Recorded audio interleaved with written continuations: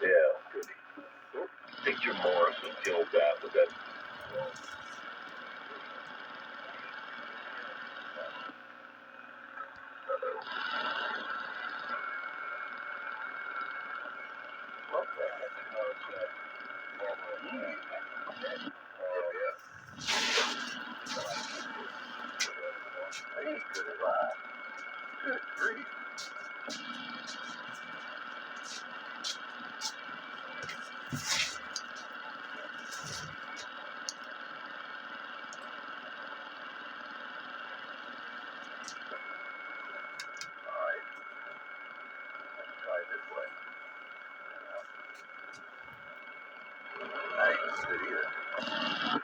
Good evening.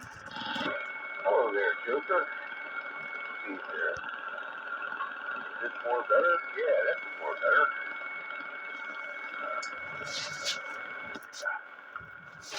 All right. What's you working on over there? Got a radio I got here. Let's see here. Where are we? I'm not on frequency. There we are.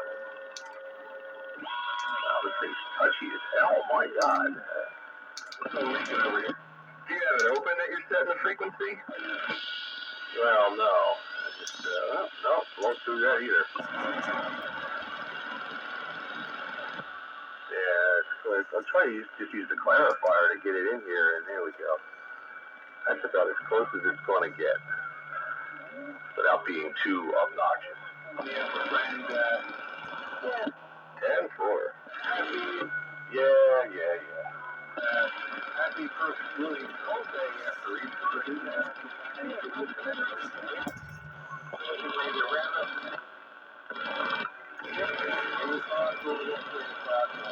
So I got the 138.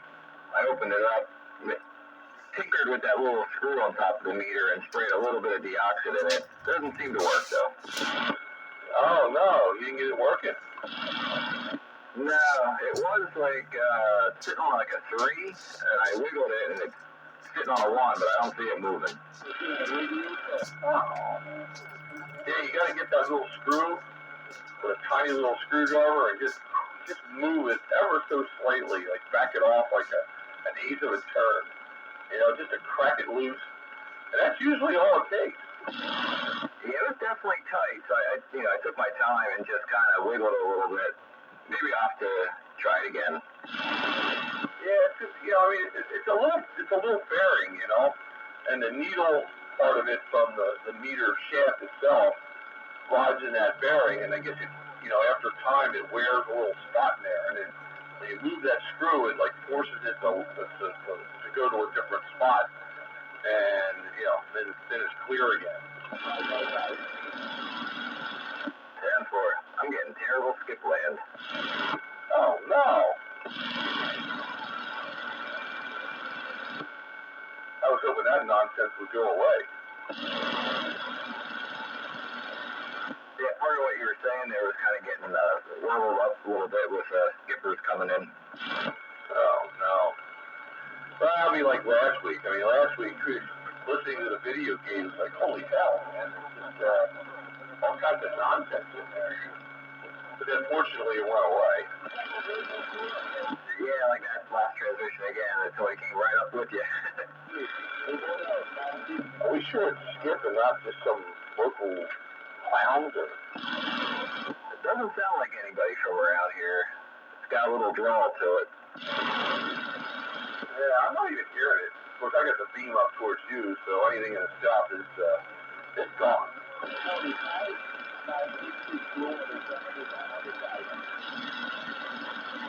Yeah, it's definitely Skip. Oh well.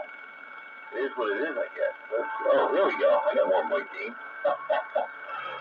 Yeah, make it a little louder, maybe. There you go. How's my audio sound? Pretty much typical, like you normally sound. Okay. Yeah, I got my mic gain at 12 o'clock. I was running this really hot for a while, and somebody nicely told me that it was a little too loud. Yeah, right now it's good. You don't want to get any louder. 410. Oh, 10.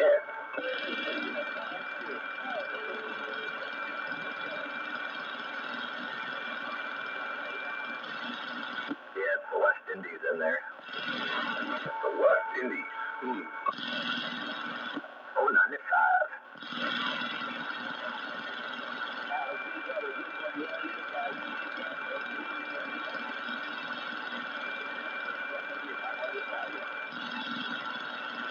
Yeah, what we're going to do about it. Well, you know, the sun stays in the sky a little later every day, and you know, once it gets dark for an hour or so, it'll all fade away. Yeah, I said to the wife yesterday, I was like, wow, it's 7:30 and it's still nice out. Yeah, that's a good thing.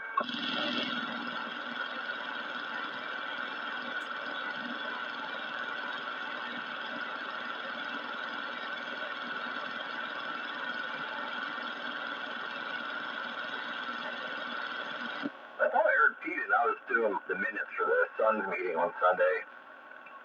So I wasn't on actually at the radio. I thought I heard Pete doing some testing a few minutes ago. I didn't hear him, but I was doing a lot of testing. Trying to get this thing to set up and run right. I definitely heard that testing. Testing 1, 2, testing. Testing 1, 2. Testing, testing, testing, testing, testing. I don't know what the hell am I doing out. Testing, testing, testing, testing, testing, testing. Yeah. There we go.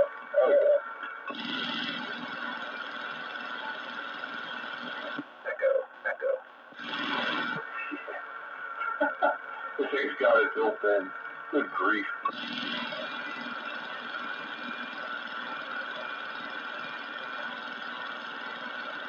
And what rating did you say that was?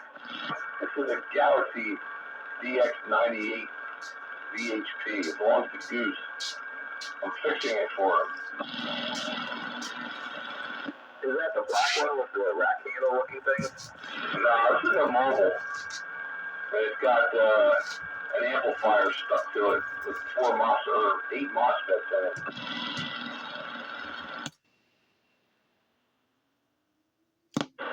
Yeah, it's not my favorite kind of setup, but it does seem to be working to some degree anyway. I don't know. Am I on power? Yeah, I am. Yeah, that's max. Yeah, it's still working.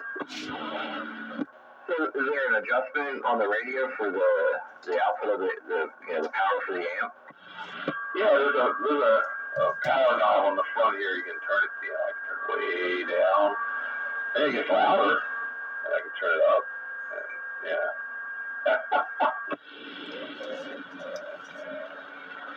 Hello, Classic Radio Roundup. County-wide. Yeah, county-wide, and a block and a half wide. And if I keep eating, I'll just keep getting wider. We're waving a hand, my friend. Oh, hello there, Red Baron. Hello, Joker, Sandbagger. Good evening.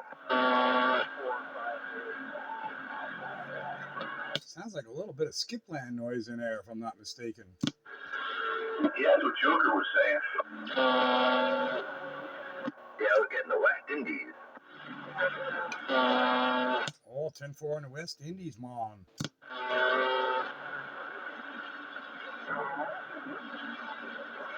Well, I had to claw my way up from shorter wavelengths. Oh, you guys want 160? Yeah, that's right. 507 down there with you? Yes, he was. Oh, that's a good thing. Yeah, now that I run high power, he runs 30 watts. Go figure. I'm sure there's a reason for that. I'm sure there is too, but I'm not quite sure what it is. Maybe you grew a conscience over, at some point. He's going to be a born-again AM operator. Yeah, when I was running 30 watts, he's telling me, you got to get more. That ain't enough. You need more. That ain't enough. And I get more. And he goes to 30 watts. Yeah, he probably still gives you 30 over. When the band was good, he was giving me 30, 40 over. But it took a couple of dives where, like, dude, I don't know what you said. Wow. No, I don't even want to try that.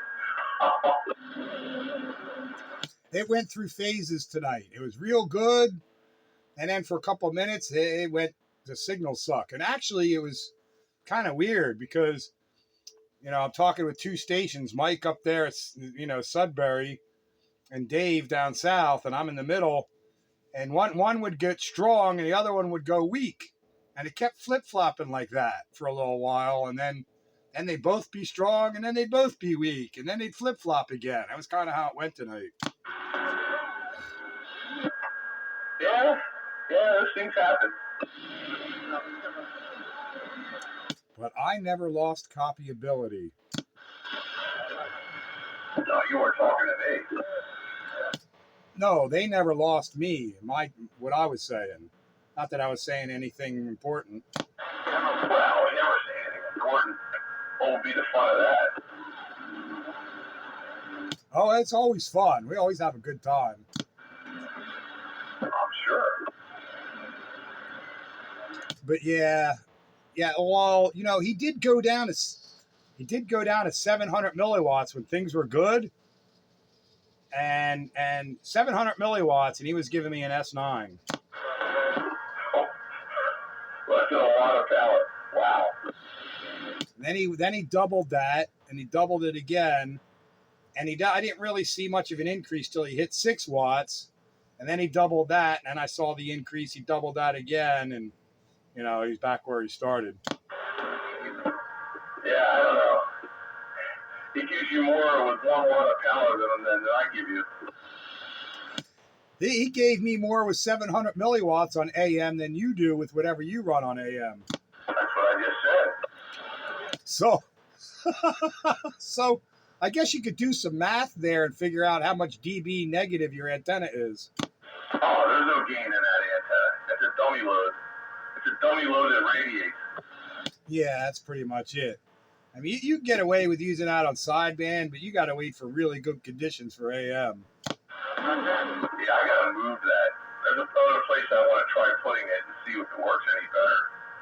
But, you know, again, my major problem is an S9 noise level. Yeah, it makes it hard for you to hear people because when that night that was good, that Massachusetts heard you, but you couldn't hear him because of your noise. Yeah, exactly. And what's the fun in that? You can't hear them, you can't work them. No, I know that kind of that's I think that's why Steve don't like it so much because he's got power line noise and high noise level. You know, the only noise I have on that band is ionospheric or whatever. Yeah. You used to curse the volcano crater, but you know what? I think you're doing all right. Oh yeah, for HF and medium wave, the lower bands, the volcano crater is fantastic. Yeah. I would love to not have any noise. God. Man, I got a taste of it when we lost power up here and all that nonsense went away. I was like, wow, this is great. I can hear people. Yeah, I only have an S3 to S4 noise level on 160. So, but then, you know, signals drop down below S7, you lose them anyway, you know, because like the audio just goes away.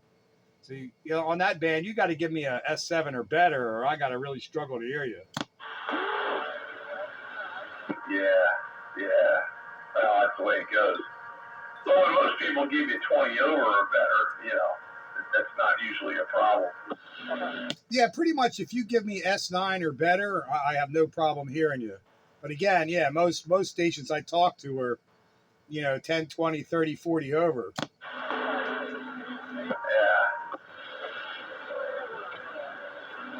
And when things are really good and 507's all pumped up, he could give me 60 over. That's just amazing the kind of signal level you can get. Oh, man.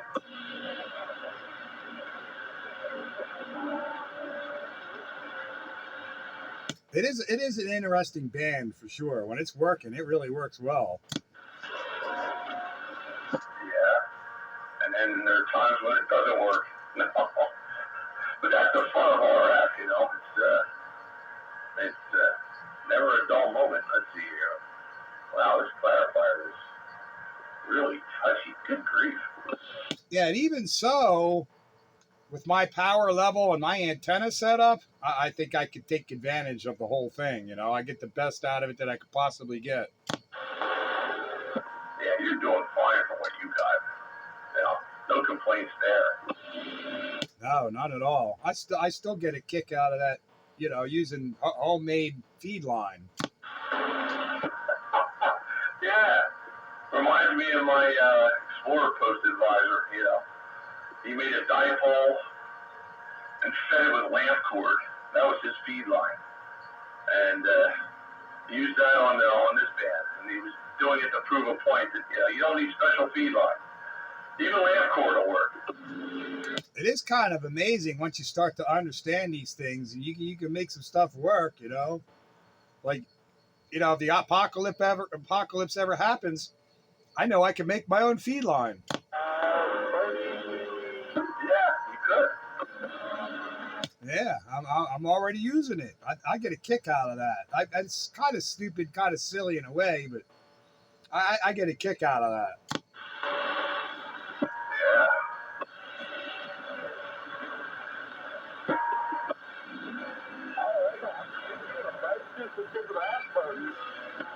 Did he bring you an ethanol plug?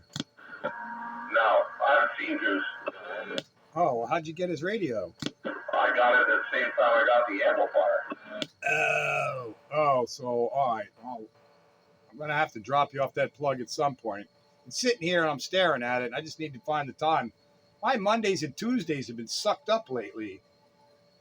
You know, between going into work and training for 4 hours on Mondays, and then meeting the wife for lunch, and you know, doing things I gotta do, and then Tuesday I was playing lumberjack all day. I'm like, man, I keep running out of time. I just don't know what to tell you. Dallas, Texas said that. Dallas, Texas just cut your lips off. What'd you say? I said, are you training? Are you getting trained or are you giving training? Oh, I'm giving training. But 2 Fridays ago, I don't know if I told you that or not, they sent me to pneumatic control school for air handlers, HVAC pneumatics. Which, I mean, I already know pneumatics, but I didn't know how the controls were on air handlers and stuff. So they sent me to school for that. I was like, oh, cool. You sent me to school. I'm going. Yeah, company pays for it. Why not, man? It's education. Absolutely.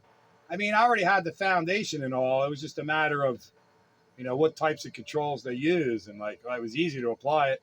And it was a fun class, too, because they give you all kinds of parts, and you got to mock this all up and calibrate everything. And I flew right through that.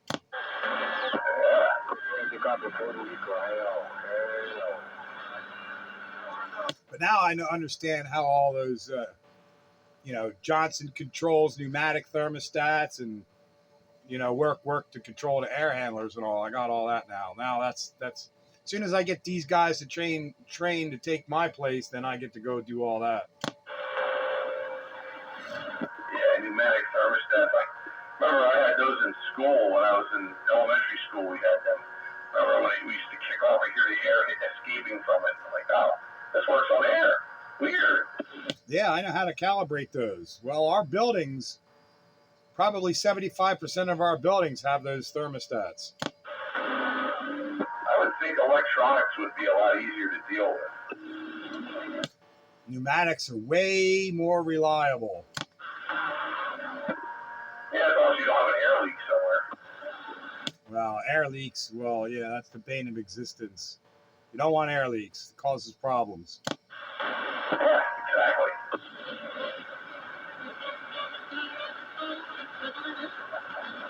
Where'd Joku go? I'm back listening. Well, you don't have to sit back and listen. You can throw your sixth sense in there. I was just thinking about the air. But 3 of my vehicles, that's what I use for my suspension is all air ride with Two of them have manual valves, and one of them has electric solenoid valves. You were squealing there for a bit. Oops, how about now? Am I squealing? No, you're good now. I don't know what was there. Yeah, that's weird. I don't know. No, I was just saying, a couple of my show vehicles, that's what I use for the suspension is air. Oh, yeah, air ride. We used to use them in the 70s. They were called hijackers. They're a little bit more sophisticated than hijackers. My motorcycle uses air suspension, front and rear. Yeah, I was going to say, yours look more like an air shock than what I have, though. Yeah, I know what you're talking about. You're using bags. Yep. Double bellow kind of things. Yeah, like semi rigs and their trailers. A lot of them have that. Yeah, some of the original cars and trucks that were using the air ride, they started using the fifth wheel on a dump truck. They had those wheels that can go down because the bags were smaller. That's kind of where they stole that idea from.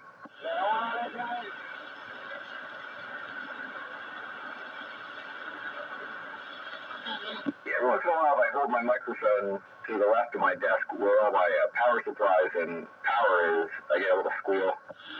Ferrites are your friend. Yeah, I have a few. It seems like I'm using external key device, and it seems like when I take that towards everything is where I have the issues. But I do have a few ferrites on that.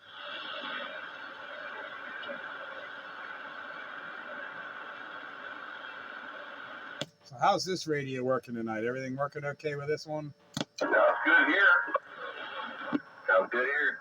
Woohoo! What is it? Courier Centurion PLL. Oh, well, that thing doesn't require any kind of introduction. Well, just so I know it's still working like it's supposed to. Yeah. Where's Wayne? I was thinking that. I was getting there. Where's Wayne? We've reached the Where's Wayne portion of tonight's broadcast. Well, we always do a welfare check for Wayne there, just to make sure he's still with us. A Wayne check? Yeah. As opposed to a rain check. This is a Wayne check. Oh, no, that kind of cracked me up. A Wayne check. Uh-oh. We haven't heard a reply. And I know we've said Wayne, where's Wayne, at least 3 times. Yeah, I mean, if he's like Beetlejuice, he should appear. Maybe I gotta say it again. Where's Wayne? Oh, man. Uh-oh. On other news, I did wire up my external outboard audio to the TS700A. That seems to be working out all right. Well, I mean, I think, I do believe if you go into there's a jack on the back of the TS700, because I used to run packet on mine, and I think that might bypass some of the frequency limitations if you go in that way. Oh, I did not know that. Oh, I'm going to have to reconfigure then, because I'm going into the mic jack. Uh-oh, I got to reconfigure if that's the case. Uh-oh, changes are about to happen. But I was using it Sunday night. It was Sandman, Wayne, and myself were the only ones in here Sunday night, and I was using the TS700. Yeah, there's that 9-pin tube socket-looking jack on the back of the radio. And I do believe there's a transmit audio and a receive audio available on that. Because I used to hook my packet TNC up to mine back in the day, 30 years ago. Well, I have the shop manual for the TS700S, and except for the digital display, it's pretty much the same radio. So I'm sure that pinout's probably the same. Let me take a gander at that. Yeah, I think it bypasses the processing and all, and it goes right into the deviation pot or something. So That's, and it's good for data because it doesn't shape any of your data or anything. And I do believe it'll bypass all that stuff, and you should probably get better bandwidth. I may be wrong. I may be thinking of a different radio, but I believe that one will do it. Yeah, it's kind of the same as the way I'm doing it on the Yazoo. But that jack says pin 1 phones, 2 external speaker, 3 speaker, 4 mic. So I guess I want pin 4. There's no ground. Antenna, RL, ALC, power supply, key, and external VFO. There should be a ground on there. It would be silly to not have one.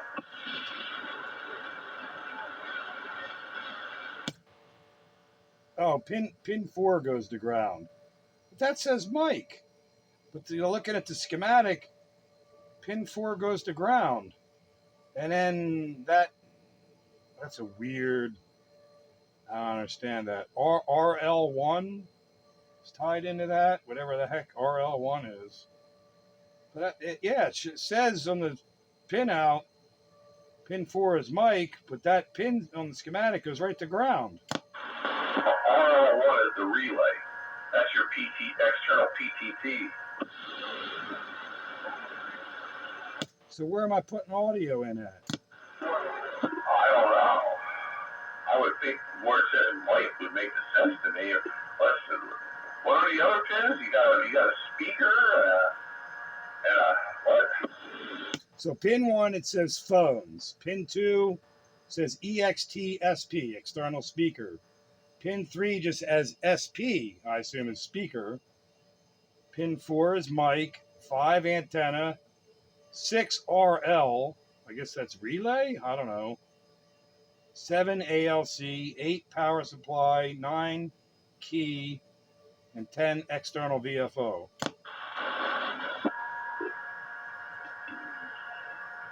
What the hell is that one? That doesn't make sense, that one. What did you say it was? Phones, external speaker, mic, antenna, RL, ALC, power supply, key, external VFO. Yeah, antenna. What the hell was that?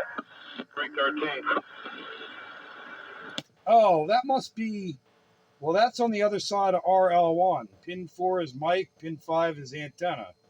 Those pins go to either side of that RL1. I'm gonna have to look at this schematic.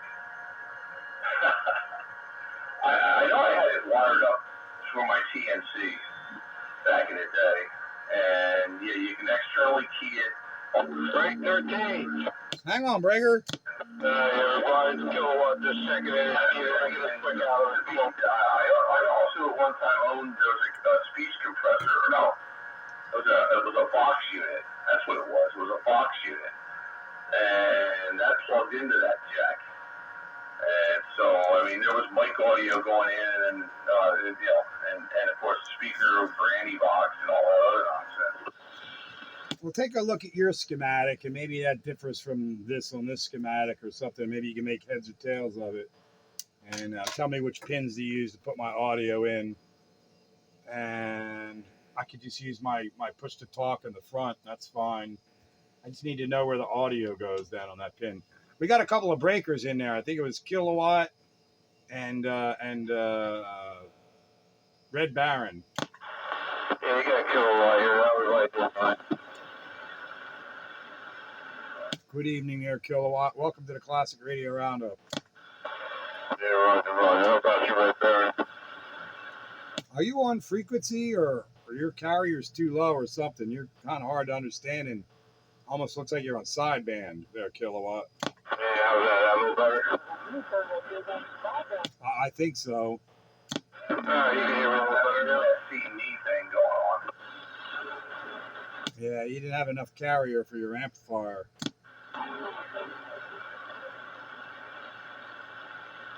I'll turn it up a little better there. How's that? That's a whole lot better. Now you're totally legible. All right, now it's nice, clean, and clear. Good. How's everybody doing this evening? Everything's good on this end. Yeah, everything's good on this end. So at some point there, Dave, I'd appreciate it if you research your schematic and let me know what pins to use then.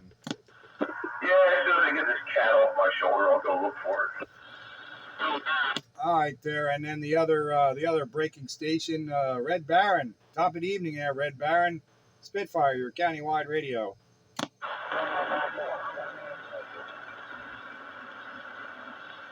Oh, man. Oh, hell no. Who said that? Oh, hell no. I said that.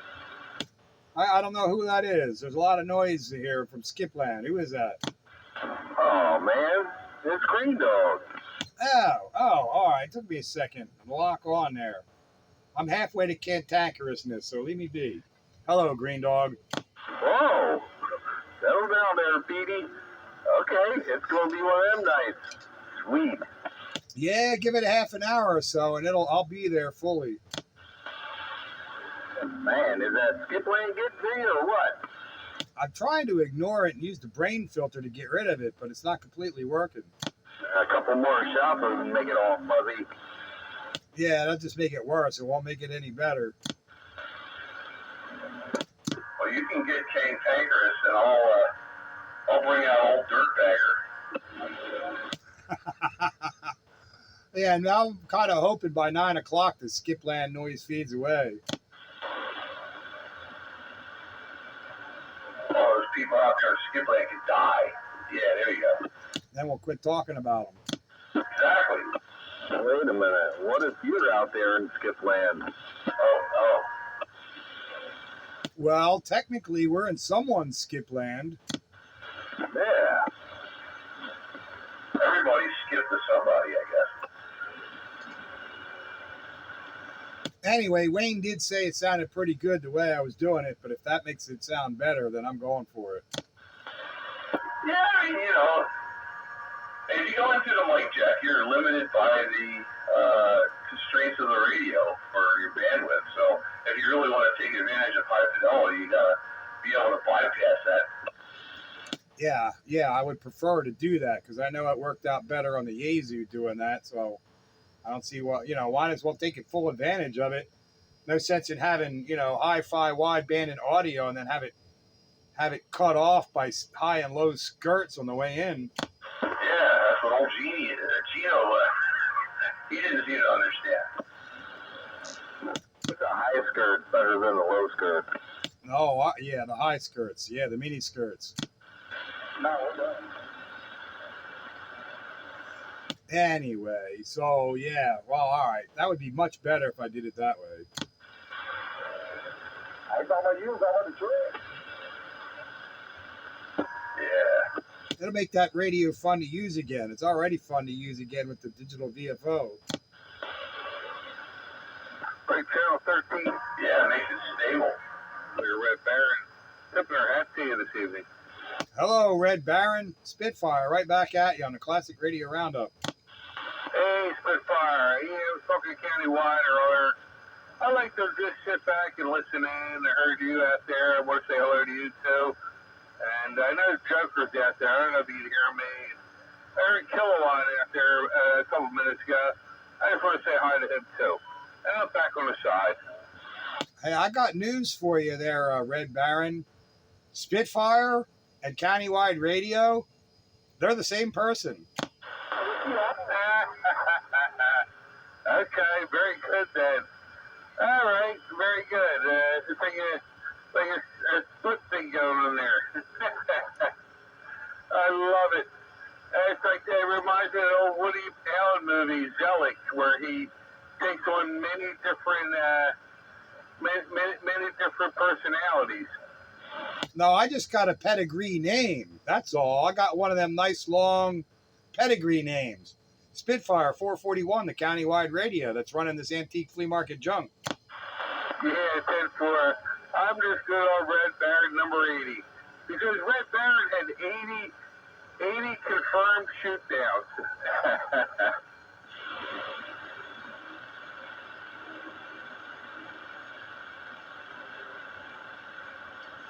Well, 441 happens to be the Radio Shack model number of my first base station radio, and it's also the CC displacement of my antique motorcycle. Yeah, that's awesome. There's always a meaning behind stuff, you know, and that's the cool part, you know. It is the cool part. You know, he's an old World War I guy. My wife's German. I speak German. I lived in Germany a long time, and I like Snoopy and that whole thing going on there, and that was my handle back in the early '70s. I went by Red Baron. So when I plugged back in, I don't know, about 4 or 5 years ago during COVID, I'm like, you know what? I'm gonna grab my old handle back there and see if it still flies. I've been the Spitfire unchanged since 1974. I added 441 in 1990. Yeah, that's for. I have an old ITT radio over here that I got probably 1975. Geez, holy smokes, I was 9 years old. I had a mobile antenna bolted to the brick with a mini ground plane. Clear away the antenna on the side of my bedroom, and I ran a ground wire into my fish tank. And yeah, it cut the noise down. The kissing gouramis and the I don't know, some of the fish, they lived, you know, but hey, it worked. Hey, whatever works. I was fortunate that my father was in the CB back in the day, and he always used it in the mobile for gas crunch and all that. And we my brother and I begged him to get a base station so we could talk to him to and from work and that kind of thing. Of course, we wanted to talk to our friends, and he was on board, and he bought us an antenna and a radio. And it was a realistic 5/8 wave ground plane, and we had a fan and fanfare 100 was our base station radio. Yeah, that's awesome. I didn't have money for that. You know, we had a Radio Shack up in the shopping center, and we had a dump. We had a dump not far from us, and I used to go take speakers out of the landfill. There's old console stereos that were huge. I used to build sound systems, and I hooked all kinds of stuff up. And back then, you know, when I was done, I didn't know about standing wave ratio. I just played around until I got a good signal. I had no linear stuff or anything, but I got out. You know, I got out with the local kids from school. You know, and yeah, we weren't talking about homework. You know, but that's okay, and it was a lot of fun back in the day. Oh yeah, I was a legal CB operator from 1974 until about 1991 when I met Sandbagger. I didn't know about linears till then, so I only ran 4 watts and whatever antenna. But you know, a casual operator off and on through those years, and then the early 90s came around, and then I got led over to the dark side, and I found out about stuff, and that was when things really took off. I was single and I had money. Oh no! Yeah, 10-4. I knew about linear amplifiers only through. I used to play the electric guitar back then. It had a 9-volt battery in it, and it said linear amplifier, and it had a plug in it, and I tried to hook that thing up. I tried my best. I was not very good at soldering when I was 9, but I hooked that thing up, and I'm going to tell you, I made a mess of the work because things didn't really align too well, you know.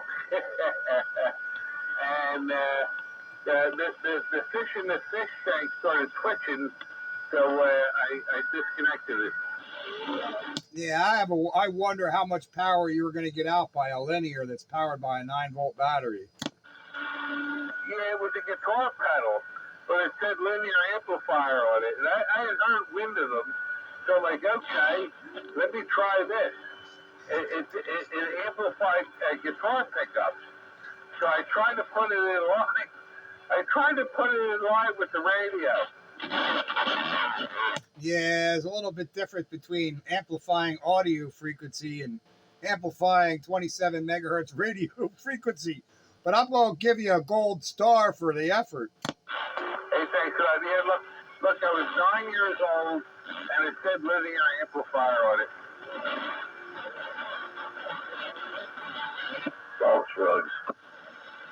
We were never allowed to have any kind of linears. Linears? Amplifiers. Thanks, linears. Oh, no! Those are illegal on the 11 meter band. I built my first amplifier when I was 15.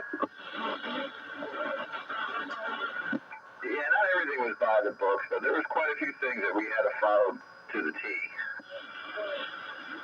If my father was still alive and he even allowed me to get into radio at all, I'm sure he would have ran roughshod on me. But as it was, I was free. As long as you were out of your mother's hair, she didn't care, right? Yeah, the only time she cared was when I was bleeding over her clock radio or her television.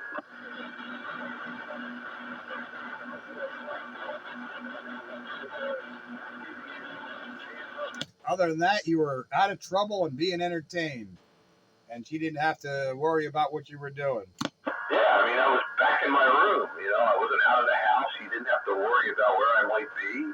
She knew where I was at all times.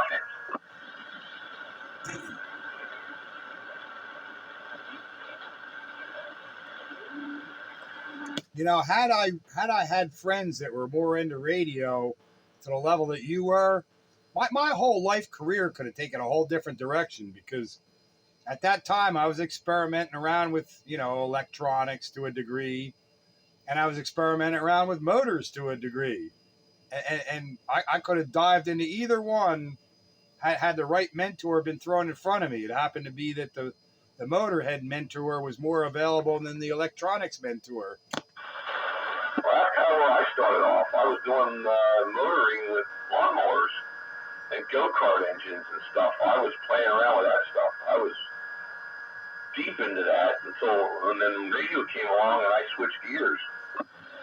Yeah, that's pretty much where I started, dragging stuff home from the junkyard and just taking it apart, figuring out, fooling around with it, hooking up car radios, long wire antennas, shortwave radios, lawnmower engines, go-kart engines. Made my first mini bike at 12 years old. Yeah, I had a go-kart at about 12 years old and started off with a 2-horsepower Clinton engine, then went up to a 2.5 horsepower Briggs & Stratton, and then we put a 4 horsepower Briggs & Stratton on it that I replaced the connecting rod in there because it broke and because somebody ran out of oil. But the cylinder was a little scored up, I guess, because it burned oil like nobody's business. It was like we were the bug control go-kart back then. Yeah, I started out with one of them solid cast iron, like 2 horsepower things. And then I found a 3.5 or a 4 horse newer Tecumseh motor, and that went on the mini bike. And then I got a hold of a 5 horse Tecumseh. Oh yeah, you must have thought you were in seventh heaven there. 5 horsepower, wow. Oh, 5 horsepower. I went from 35 miles an hour to over 40. Yeah. Now you got to start figuring out how to change gearing so you're not overrevving the motor. And stop. Stopping is for sissies. Do we need any brakes? Yeah, we used to drag our feet on the ground. I did the old school.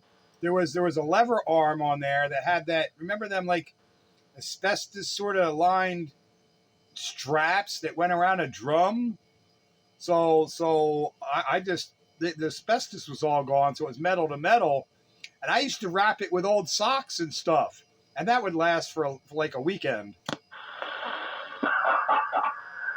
Yeah, our go-kart brakes were nothing more than a lever that would push against the tire. Just scrub the tire. Yeah, I had one of them old school, like, I don't know, I guess you call it a drum brake. I don't know what else to call it, but you know what I'm talking about, right? The asbestos like weave or fiberglass weave, whatever it was, on a strap that went around like kind of a drum. Yeah. Yeah, I can remember some old Willie's Jeeps that used to use that as a parking brake. It was on the drive shaft. Same principle. That worked well enough. Oh, yeah. Mine was an old Rupp frame. So it had that jack shaft in the middle. And then I did get a hold of different sprockets. So it had that, the belt, like, what do you call it? That clutch, the double clutch, like a torque converter kind of thing, like snowmobiles. And then I fooled around with different sprocket sizes on the drive sprocket because you couldn't change the rear sprocket, but you could change that jack shaft sprocket. Then I started to really move. Yeah, if you had that CVT transmission there, I mean, that took care of your low end and just gear up for a little bit more top end. Yeah, they were the best. I started out with a regular centrifugal clutch chain drive on the first frame, but the second frame had that jack shaft with the the torque converter belt. Yeah, they were pretty good, those Rupps. The Rupp Roadsters, man. I remember a couple people had those. Yeah, well, it was a Rupp frame, but it wasn't a Rupp motor. I just found the frame in the junkyard at a different time, and then I was going every day to the junkyard looking for a suitable engine. You know, I don't remember what they ran on those Rupps. I don't know if they were Briggs Strattons or what. I think they were Rupp-made little two-strokes, if I remember right. Oh, they were two-strokes. I'm thinking they were fours. I might be remembering wrong, but I thought they were two-strokes. But maybe they made more than one model kind of thing, too. Yeah, well, you know, that was over 50 years ago. Yeah.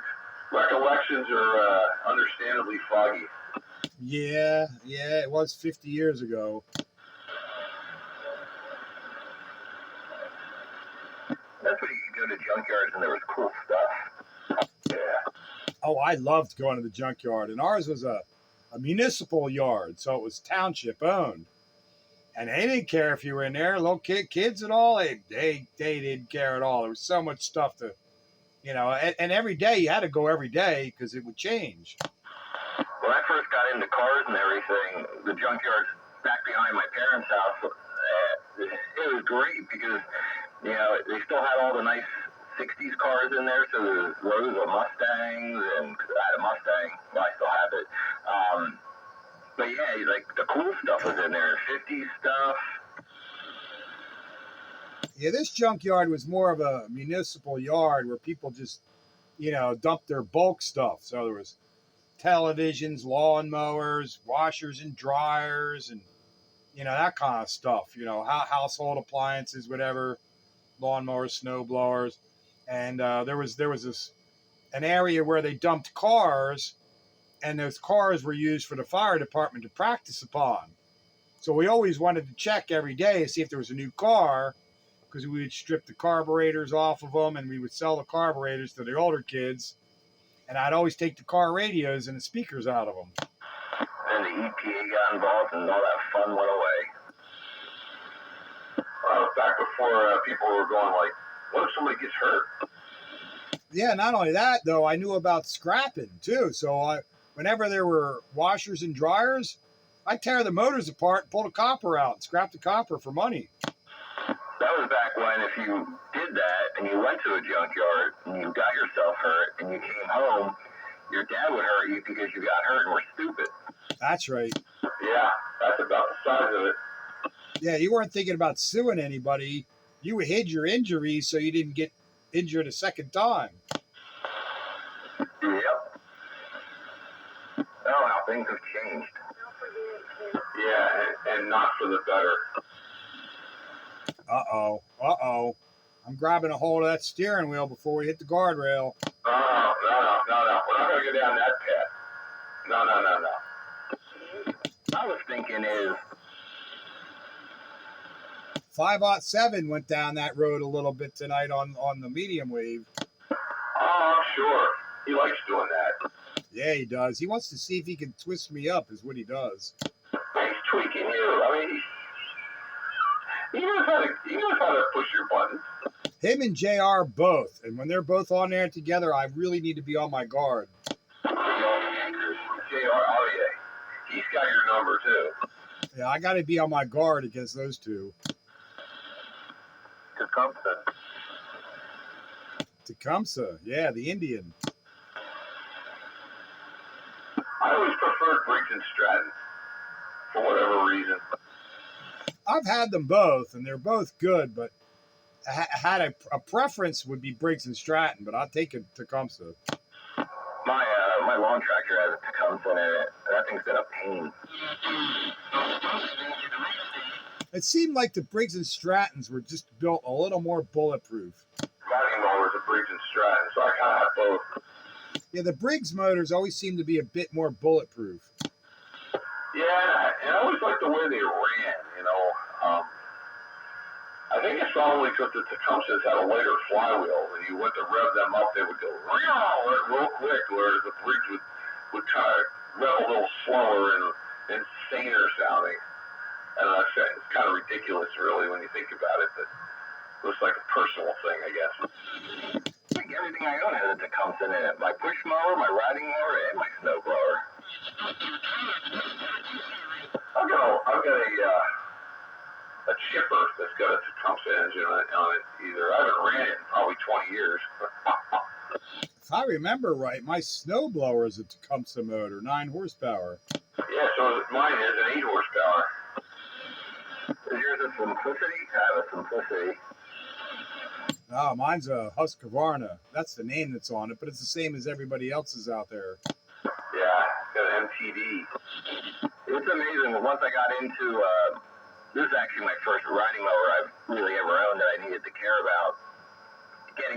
Looking into it, and how MTD, Tecumseh, John Deere, White, like they're all the same company. They just put different hoods and like cowling and stuff on them, but they're pretty much all the same. It's the same. It's the same with the snow blowers. Like I've seen my snow blower, which is a Husqvarna, and I've seen it under like a half a dozen different names with slight differences, but it's the same damn thing. Yeah, the main company who's going to sell it, yeah, they'll throw their little, like I said, the cowling, the hood, the grills, maybe the shifters are a little design different. John Deere puts the yellow seat on them. Yeah, they're all made in Hungary or whatever. Yeah, it's like all the United chassis radios, the Panasonic chassis radios, the Cybernet radios. There's a multitude of radios. They're all the same, and everybody else put their name on it. Yeah. Well, if Tree was in here, he probably would understand this, but a lot of the old bicycles, Sears, Roll Fast, all those old brands from the 60s, they were all those trains were made in the Chicago Welding Company.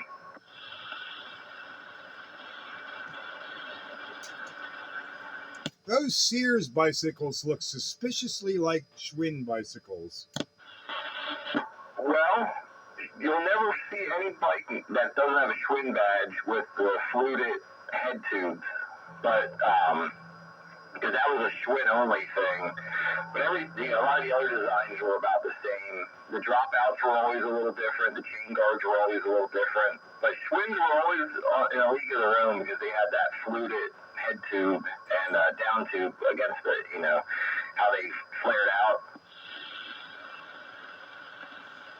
Yeah, again, you're going back on 50 years of my memory. I can't make that kind of discriminating difference. Yeah, I never paid that much attention to bicycles. I couldn't wait to get rid of my bicycle and get a car. Me too. I got about 24 bicycles in my basement. I had a Kawasaki bicycle. I saved up 2 summers worth of damn money and Christmas and birthday money to buy the thing. It's $300 freaking dollars, which in 19, what was that, 77, 78, was a lot of stinking money for a kid. Might have an engine on it for that price. No, it didn't have an engine, but it did have suspension. Nobody else had shocks on their bicycle. I was the only one. And the tough wheels. I had the first bicycle in the neighborhood with tough wheels. It was a freaking $300 bicycle. I wish I still had that thing now. It's probably worth money. That's worth a lot of money. Did it have that big monoshock going from the back dropouts? I guess you could, well, not dropouts, but the back frame up into like the middle of the bike. No, that's a later model. I had an earlier model. I had two shocks. Two shocks back. They didn't come out with monoshocks back in 1977, 78 that I recall. Okay, so you got a swing arm with dual shocks. Yeah, it had a swing arm and dual shocks. Yep. Kawasaki on it. I'll have to look it up quick. I think they did have a single shock bicycle back then. Well, that might have been more money than I had. I could afford. I couldn't even afford the one that I bought, but I saved up every stinking dime I had so I could have it. Lucky you didn't get stolen. Oh no, that thing came in the house and got locked up everywhere it went. Assuming I even left my eye off of it.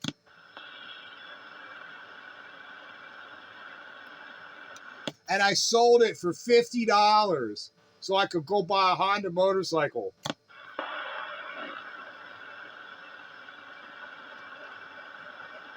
So I lost money on that deal, but that thing's probably worth pretty good money these days if it's in still good shape. Yeah, back in the 1970s, Huffy had one that had a monoshock that was in like the middle of the frame. I was the first kid on the block with a bicycle with a swinging arm and shocks and tough wheels. With tough wheels right now, the vintage tough wheels, I'm assuming it was coaster brake. Those vintage tough wheels are worth a good penny right now. Yeah, it was coaster brake tough wheels. Now I'm going to get really nerdy, but I guess CD radio, so it makes sense. But those probably the tough wheels that said patent pending on them, so that they would be even, worth more money. That bike was $377 or $300 in 1977.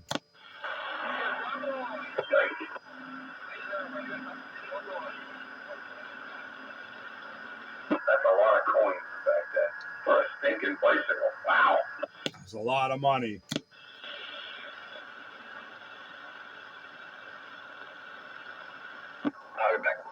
I could have bought a Browning. Yeah, no, Brownings were like $700.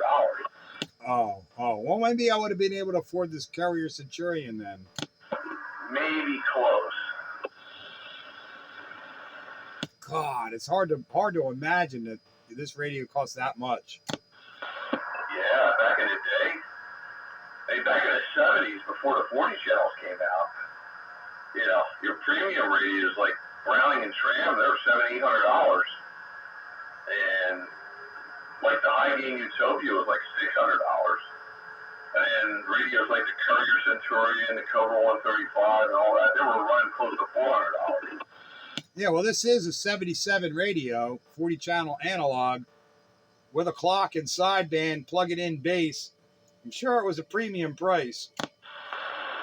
Yeah, before the price dropped, somewhere after the 70s or after the 40 channels came, the prices dropped. Yeah, but the fad was also starting to wane by the 80s, the early 80s. It was still there, but it wasn't like, from like it was from 74 to say 78 or even 9. It started to change in the 80s. Oh, big time. The skip, threw everybody away.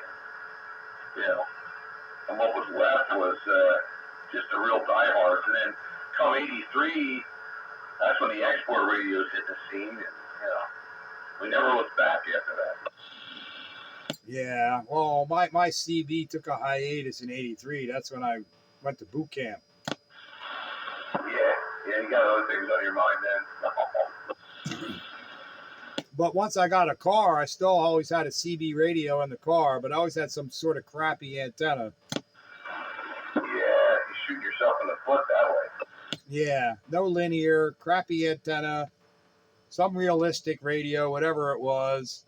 So I could get out like, 3 to 5 miles kind of thing.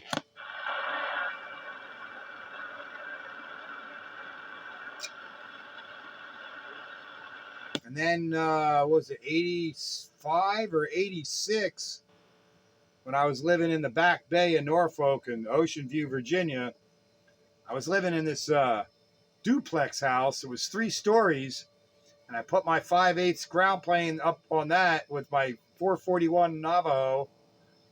And man, I was amazed at the distances I could cover down there because it was flat. It was flat. Going south, it was flat. Going west, it was flat.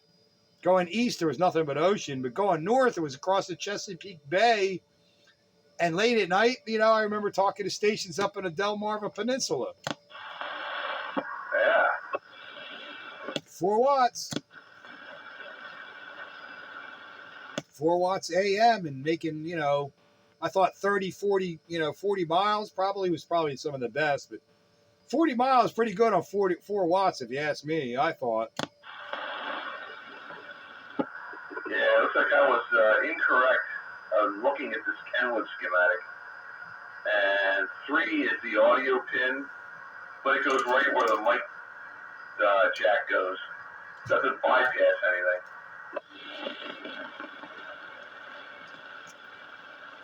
3 is the audio pin. 3 on mine, it says SP. Yeah, 3 is the audio and 4 is ground.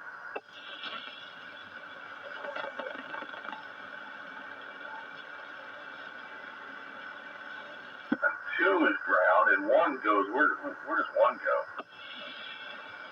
See, I don't see, well, this schematic doesn't apply, I guess. Like maybe it's different. I can't see, man, that's tough to follow. This big dotted line, I can't tell where the hell it goes. Oh, that's your headphone jack, okay. Sounds like your external audio.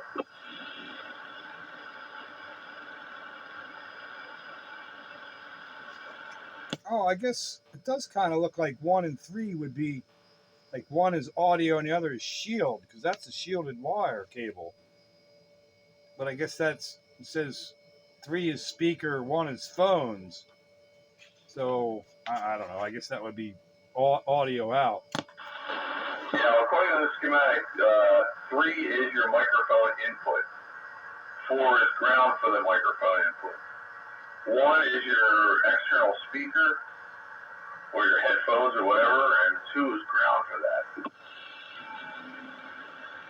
Yeah, I think that schematic's a little bit different than this one from what you're describing. So, but yours is probably more, well, obviously is correct for my purposes. And if you say there's no advantage to doing it there, then I'm just going to leave it be. Yeah, I thought that there was. I might be thinking of a different radio. I've done this to a couple of different ones. But, yeah, it doesn't look like it gives you any advantage. Yeah, if there's no advantage, then I'm not going to bother changing anything. This does seem to work all right. Yeah, it'll work, acceptably well for, shoving all that bandwidth into a bandwidth limited radio. Well, the alternative is trying to fix a microphone that died that, worked okay. So this is still better than okay. And it works. Oh, what, what the MFJ microphone or whatever the heck it is you were using? Yeah, something happened to it. I plug it in now. All it does is key up the radio. Oh, keying transistor inside of it must have shorted. Yeah, you plug it in, it keys up the radio. Well, that ain't any good. So I had to come up with another solution. I thought, well, let's try the outboard audio. It's got to be at least as good as that, if not a little better. Yeah, and you can monkey around with the settings. Of course, if you're on sideband, I think I got everything set up real nice, so it's a good tone quality. Yeah, Yeah, well, it makes the radio at least usable again. Oh, yeah, it works. Yeah, it's kind of fun just because it is so weird. And now I got all that, stupid external processed audio going into a kludged together radio. It's ridiculous. It becomes the point of ridiculousness that makes it fun.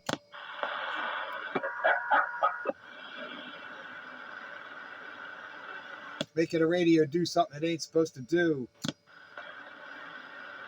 We used to do that all the time with CB. Yeah, I'd be willing to bet there ain't too many people that got their 2-meter all-mode radio on 11 meters. Well, I'm sure most of the ones that could probably go, why would I want to? Yeah, and then there's me. And then there's you. I don't like to take the road that's completely traveled. I like to forge my own path. Sure.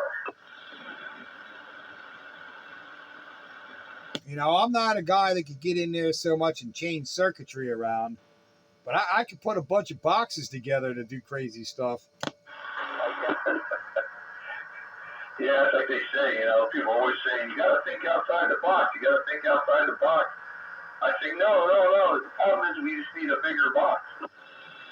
Yeah, bigger boxes or daisy chain your boxes. Specifications are subject to change. Terms and conditions may apply. That's exactly right. Hello, Train. Hello. There he is. The YouTube star. Well, I hope y'all know I wasn't trying to get that attention. It happened. Yeah, but you like a natural, man. You weren't nervous or nothing. You're like born for that role. That's the best kind of attention, when you get it and you're not trying for it. It's called unsolicited flowers. They're the best kind. Well, the truth was, I just wanted to, to show them bicycles. I mean, after all that I went through to build them, etc. But I didn't know that they were going to, take it by the storm. Yeah, but it turned out to be fun and worthwhile. Sort of a little bit of payback for the efforts, too. Yeah, that's the way I felt about that. And then that guy that interviewed me, he was my little bicycle YouTube idol. He goes around different parts of the country, and he do those shows, and he put them on his page. You know what I mean? Whatever show is going on, you can just about figure he'd be there. And I liked the guy before I met him, and then when he seen stuff that I was bringing to the table, which they would only allow me to bring 2 pieces in. I really wanted to bring, 4 total, because it's like a year's worth of work. Stuff's been sitting, and it's like, perhaps, someday a show will come to Philadelphia. Well, I found it. It came to Philadelphia, and guess who was there, and it was like, well, I was so excited. You couldn't tell I was excited because, that doesn't show on the outside. But I had butterflies, Bagger. You look pretty good. You interviewed well. Well, I knew how to answer the questions because they were like in my heart. You know what I mean? It's like, what all you went through. Nobody knows how long it took to build them bicycles, and what I went through. But that was like real beautiful pastime downstairs in the middle of the floor, with wrenches and et cetera, and then ordering little parts. It's so much fun. Anyhow, she's calling me for dinner. I hear the phone ringing. 73. Oh, no. Don't forget to flip the switch back so when you go back on Studio A, you can use the ground plane. That's right. Now you're talking. Whoops. Yeah, whoops. I more bicycle talk. Bicycle geeks. Where's Wayne? Where's Wayne? Yeah, I'm just finishing up another bike for my Ocean City trip for this next coming trip. Yeah, where's old JR? It's about time he shows up too. Him and Wayne are probably out having a beer or something. Classic Radio Roundup, second shift. Well, for me to make it through second shift, I got to refill my glass. Taking a hiatus. Be back un momento. Countywide. Pete, did you go on 29 hired today or what? Was there W2 in there?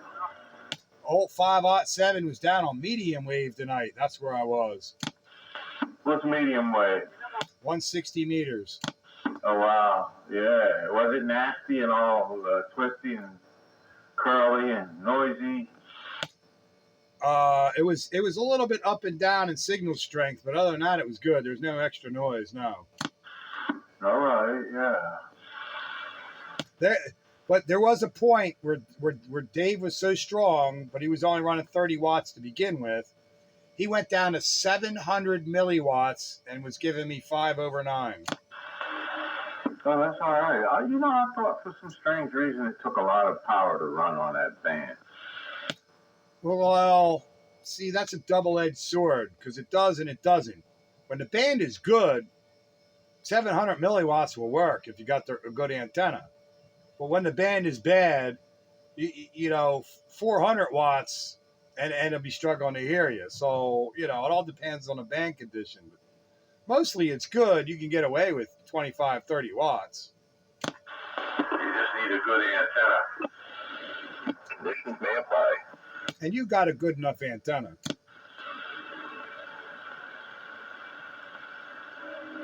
That's the important thing. If you got a good antenna, you don't need all that power. Antenna is very important on that band. It really is. I think antenna is important on any band, man. I think your antenna is your station. That will measure the success of your station. You can have the most expensive microphone, most expensive radio and everything, but if your antenna is not up to par, all of that is like dill. That really is a truism. Absolutely. Antenna's the most important part of the station. Yeah, all right, so I do have to go because she'll get me good. Yeah, she'll have that face. There was a warm meal being cooked, too. I smelt it before I left the house. Well, last thing you want to do is get Mrs. Train upset, so. Yeah, don't do that. All right, I'm filling my glass. Be back in a minute. Yeah, like Mrs. Radio is tired of the supply band just whirring along here.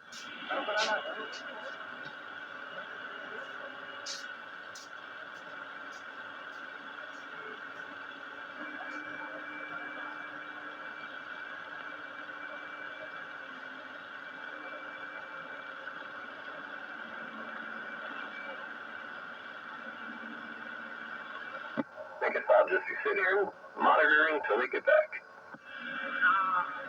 There's one little pad where we were cleaning out on the other side, the little side unit that still works. That's it.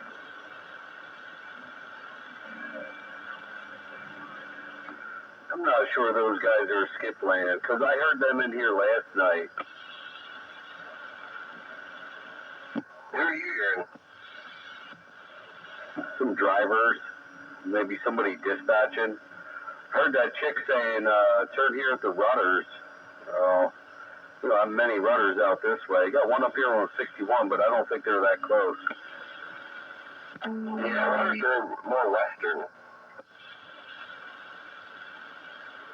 Yeah. Oh, there's a rudder somewhere around here. I'm trying to think where. There's 61, right outside of Onawani.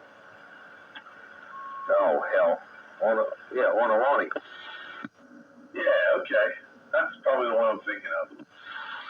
This is Wawa country. Yeah, I know, right? Last Saturday I went back home. We stopped at a Rudders, man. I had to get some of their iced tea. Well, you know, iced tea's over there in Limerick. What was that, Bagger? Did they got good iced tea? That's what I grew up on, so yeah, I like it. There you go.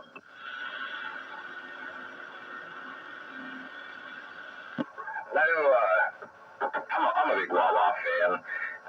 My brother, he likes sheets a lot, and there's a new one in Limerick, and the wife, she drives by there, depending on which way she comes home from work. I pass it every day. She picked us up hoagies like 2 weeks ago from there. It tasted good and tasted fresh, but there wasn't a lot of substance in it. Yeah, I don't like their coffee selection at Sheets. You can't, like, I don't know, everything's machine operated, you know, so, and you hit the button for the sugar to come out. 1 packet, 2 packet, 3 packet, 4, whatever. It doesn't even look like anything's coming out. The only time I really do any type of sheet stuff is when I go out towards, like, the Carlisle area, stop at Sheets. My coffees, I just drink black anyway. But, yeah, I don't know. I'm just a fan of Wawa. Yeah, with my job and, you know, where I work around here, the Wawa's pretty much the best spot where you can stop. So, my son and I frequent that quite often. Well, the area I work over there in Royersford, I think every way I can make a left out of the driveway, a right out of the driveway. At almost every intersection I hit, there's a Wawa. Yeah. The one that really cracked me up was Lewis Road, and then right up there in Rofo. And now there's one on the other side of Lewis Road. That's exactly the area I work in. So, yep, that's it. Yeah, that blows my mind. And they're always all busy.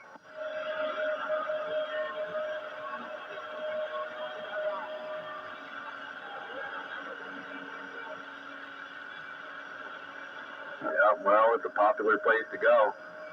And, you know, no matter if you order something, you're usually in and out of there in a decent time. Yeah, I'm a little bummed and a little annoyed that they got rid of the dark roast. They keep bringing in different flavors, and those flavors don't seem to last long. They're like, oh, they're trying out new things. I'm like, just bring back the dark roast. Yeah, the Colombian is my favorite. That's what I drink now, since the dark roast isn't there. And then even the dark roast, they would stop brewing that at like 2 in the afternoon, so you couldn't get dark roast after 2. I meant to say the Cuban. I like the Cuban, not the Colombian. I mean, you know, everybody does Colombian, you know, but the Cuban, man, I thought that was way better than the Colombian. I was going to say, you got me confused now. I get whatever says like a darker roast. I got you.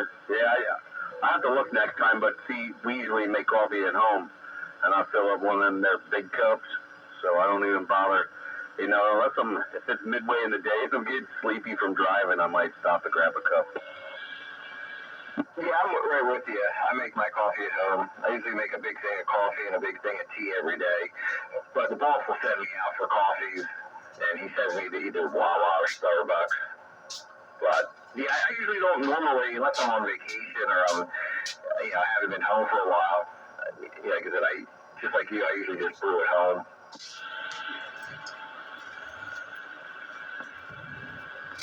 Yeah, homebrew. Yeah, after our 3rd or 4th Keurig, I kicked that thing right in the dumpster. I said, no more. We're going back old school.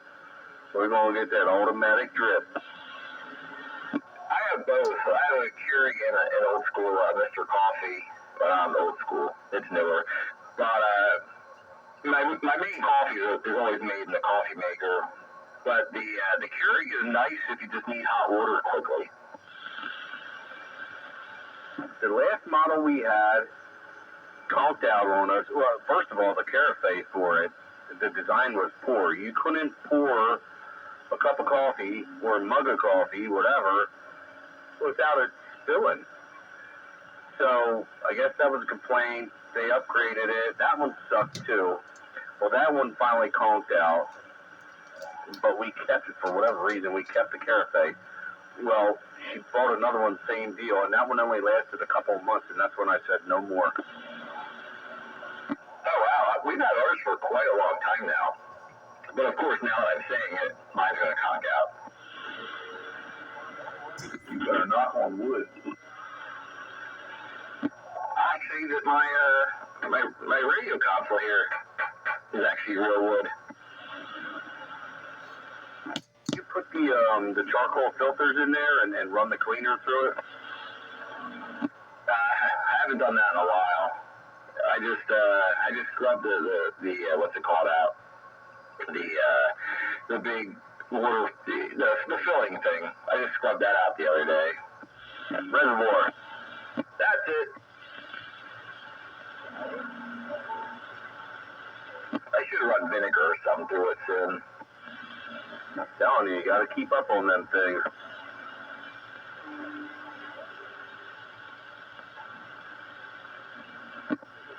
Well, like my fish tank that you might hear in the background, I'm a little lackadaisy sometimes with that stuff.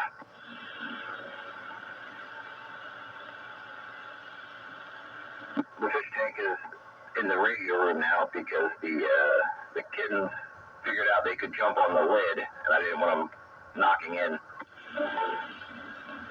You have catfish then. Well, I had a huge, not huge tank, but I had a bigger tank out in the living room, and when I moved it back here into a smaller tank, if the kittens would have fell in the bigger tank, I was a little worried because they were small.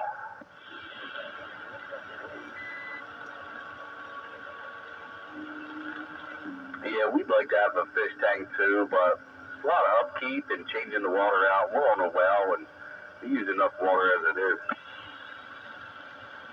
Yeah, I have a 10-gallon in here right now, and I have 3 goldfish. Long story short, I had kept a fish tank way longer than I expected to, because I had this huge pleco, and then when I moved the tank back into this room, the pleco died, and I had the goldfish, and I'm like, well, I'm not a cold-hearted person, so I'm not going to kill the goldfish, and now I've kept this tank going because I have a bunch of goldfish in it. 10-4. Yeah, some people will throw them goldfish out, in the river or whatever. And a couple years back, we were fishing down by, or up from the Quake Club there in Pottstown. And one of the guys I was with, he was like, oh, boys, I caught a golden carp. Man, you could tell that was just an overgrown goldfish. The thing was a monster. Yeah, I used to live on the golf course down here in Valley, and they have 2 big ponds. They got rid of they're not in there anymore, but one of the fish sanctuaries in the area, they used to bring their fish down here for like a natural kind of thing. And I loved it because I would go down there and there'd be these huge carp and like goldfish. It was great. They would come right up to the bank so you could feed them, and they were beautiful. Carpe diem. No, I didn't eat them.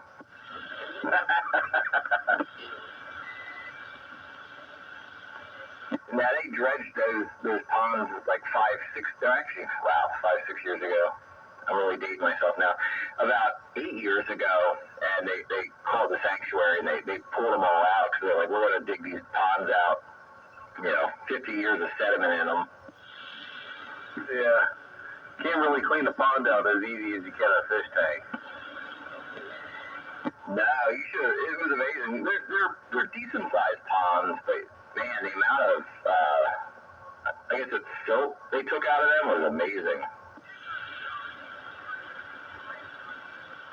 Oh yeah, I know. It was the guy I used to work for on the side. He had a pretty decent sized pond in his backyard, and my job in the early days of working for him, so I was getting in that pond and chopping down all the elephant ear lily pads and the little Pac-Man ones too, because whoever lived there before, they would go and buy them and just drop the whole pot in there. Well, eventually that pot would crack, and those roots started, the tubers, man, they would spread out through all over. And the silt in the bottom of that pond was so thick, I'd sink up to my knees. I'd have to wear chest waders in there, sink up to my knees, and then struggle to get out. Yeah, these ponds, as soon as you got that warm snap, it would just be nothing but green, just covered in algae and a lot of those lily pad type things. Since they dredged it, the pond stayed pretty nice and clear pretty, throughout the years now. Yeah. Yeah, it took out all that fertilizer in there. That stuff is stinky too, man. You ever, when a cold front rolls in after a hot day, you ever smell the gases that come up out of a pond? Well, I lived next to two of them for a while, so yeah. I got the enjoyment that the back property behind my house is a farm field. And 2 or 3 times a year they spread liquid manure. And then up the street they spread liquid manure. So I call that the valley air. It is just unbelievably bad. Manure is better than biosolids. Yeah, bagger. There's a guy down here on 73. He was fighting with the locals and the township because that's what he wanted to use it. Use it, he did. And man, that odor is just bad. Yeah, I mean, I could deal with manure, but those biosolids are, ugh. Well, I think what they spread, what I heard, is they get the liquid renderings from Mopac. I think that's some of the fertilizer they use behind my house. It's just bad. So yeah, it's not manure. It's definitely not a manure smell. I know that very well. I grew up in Red Hill and grew up around the farms. This is a completely different smell. It's like a almost sulfurific. I don't know how you'd say that. Hey, I was just up through that way on 73 coming home from work today. Or actually, I was going to the chainsaw shop, and I noticed some fresh, slick patches out there in the field. You tell and then the smell hit you. Are you an arborist? I am not, no. But I do burn wood, therefore I have to cut wood and process wood and all that happy horse hay. 10-4. Yeah, we have a few arborists coming into work to do a lot of tree trimming coming up. Yeah, we just had 4 brought down, 1 dead ash, 1 that was leaning up into an oak and pushing that one over, and then 2 very large oaks. I got enough to keep me busy all summer, I think. 10-4. Well, one of the jobs at my work is he has driveway trees. 116 pin oaks that need to be trimmed. Ooh, and those pin oaks, they get a lot of branches on them, and they all kind of like point downward. Yeah, the contractor that does a lot of work at my work is every time he comes in, he yells at me about the trees hitting the truck. 116 pin oaks down the drive. That must be a pretty long driveway. It's a big driveway. It's a big property.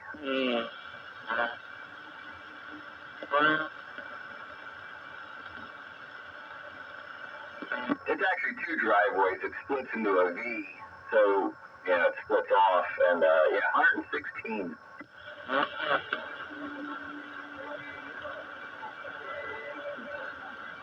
They've been maintained for the last 20 years, but they haven't been like truly pruned and everything. So they're coming in, they're doing it.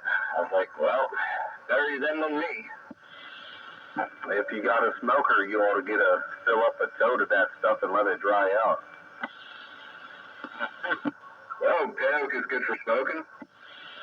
Yeah, a lot of people use oak. No, now you say that, yeah, I didn't even think about that. You're right. Yeah, oak chips and stuff. Yeah, man, we're smoking oak. No, man, it's oak chips.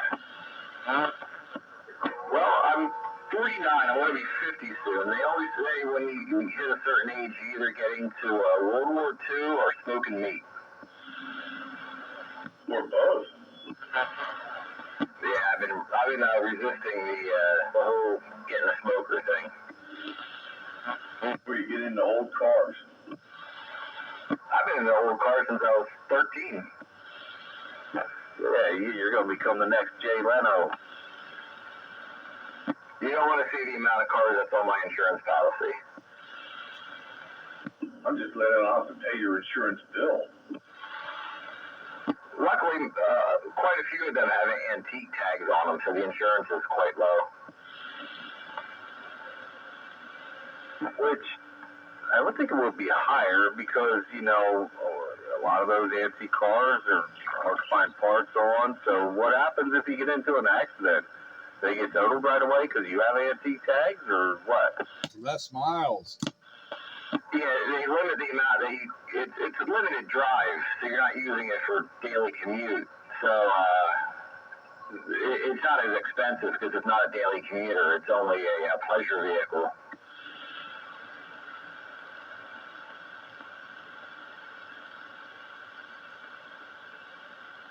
My BSA cost me $35 a year to insure on antique tags. Yep. Yeah, so say motorcycles are usually a lot cheaper. A few of mine are like $7 a month.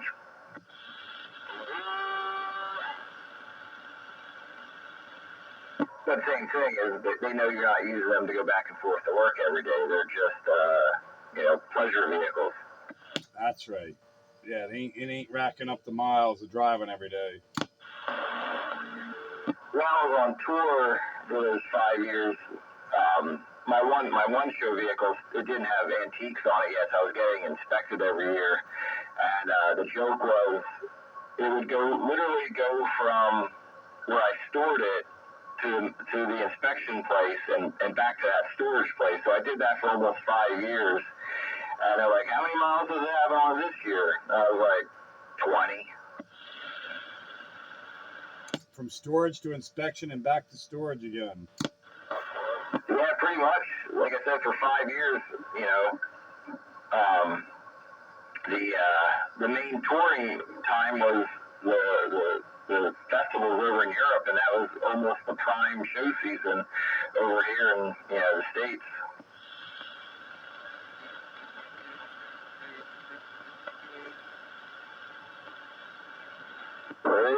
Breaker.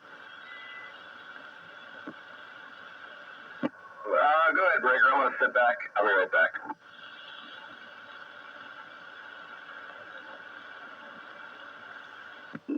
Tinfoil. Roger. Tinfoil. Uh-oh.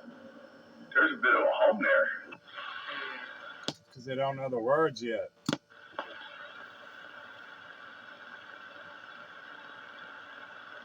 There was a breaker. What happened to that breaker? I'm right here. Who is that? 1, 2, 3. Who's that? Oh, hello there, Stinger. Spitfire. I know who you were. I was just making fun. County wide. Radio. Stinger's out in the mobile again. And there's the rooster. Oh, what's up? And still no renegade. No renegade tonight. Wayne is absent without leave. I hear that Joker. Yeah, Joker stepped out, but the rooster took his place. Oh, okay, that was Rooster there? It sounded like Joker. Yeah, I was talking to B015.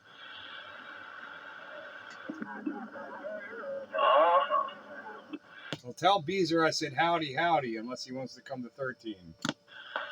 No, I'll go back up there. Well, you go here, you go there, you go wherever you want to go. And my channel is locked on 13 on Wednesday nights. Oh, Bagger. Hey, what do you say? Not much. I hear that sound. I got a Pyramid 52 I got to bring up to you. power supply. Yeah, the fan came loose in the back and fell into it and blew it up. Oh, jeez. Imagine that, you know it.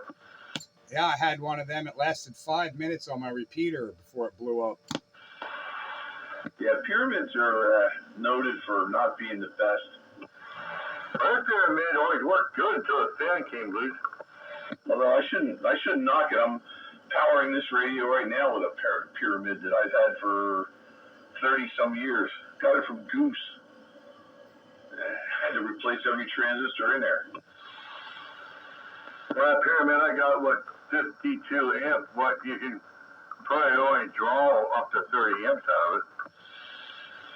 Yeah, you can't run a continuous duty 100-watt FM transmitter repeater on it. It'll blow up in 5 minutes. You only do about 30 watts out of it. That's what I got, a 35 water. But it's lasted me for 30 years. I can't complain. There was a PS52, and it wouldn't run my repeater. It blew up. Actually, I think I was only running 50 watts, but didn't last long. How many amps? I don't remember. It was a 52. Pyramid 52. And it wouldn't run my repeater more than 5 minutes before it blew up. It must have been drawing more than 30 amps then. Well, considering that it ran for years and years and years on a 20 amp GE power supply. That's a tough one there. So it didn't. I still have the GE 20 amp supply. It's still broke though, isn't it? No, it's not broke. It works. That was a temporary thing. And I got it fixed. It's one of them ferro-resonant supplies. Oh. Yeah, it weighs about 60 pounds. Oh, that's no switcher, that's for sure. No, I still have it. It's sitting in it's in the shed.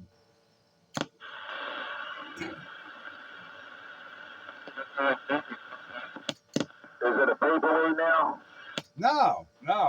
But I think it's certainly rated for 20 amps continuous duty, probably more.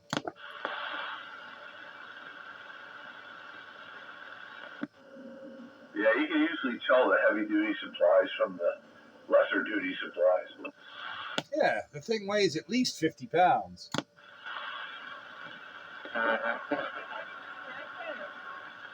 It's a commercial GE power supply. It weighs as much as Goose's amplifier.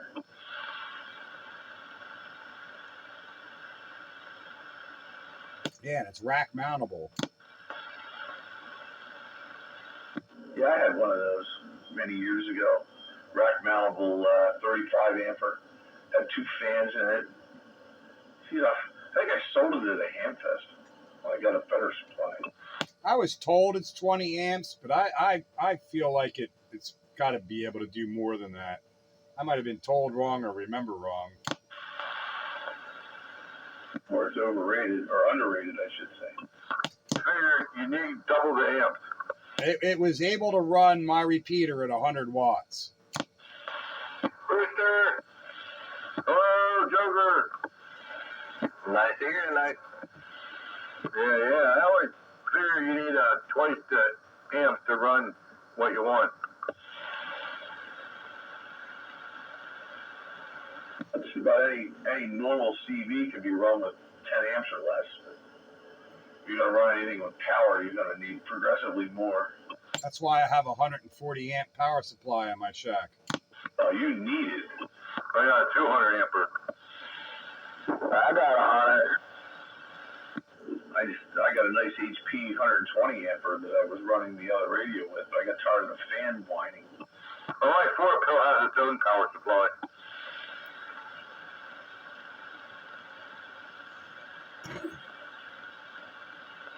Where's that JR? That JR out there tonight? Nobody heard from JR tonight. And the night train's not out there either? He came and went. He did a drive-by. Don't you think you need like double the amps? Train went to eat dinner. Well, it all depends whether it's rated for continuous duty or intermittent duty, too. That matters. Yeah, my messenger drove 65, and I was driving off 100, but when I ran up to 200, it worked better. They had more reserve, more elbow room. Yeah, my Astrons are rated for 100 amps continuous duty, 140 amps intermittent. I think if you need 30, you're going to have 60. Especially if you plan on expanding your station, get the biggest power supply you can afford. That's why I bought the 200 ampere.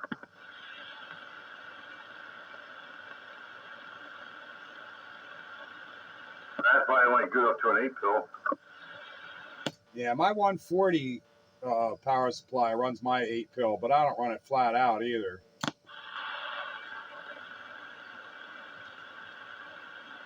That probably needs about 120 amps, 110. Well, I cheat by putting my driver amp, my 2 pill driver amp, on another power supply. That's always the best way. Not good to run everything off of one supply.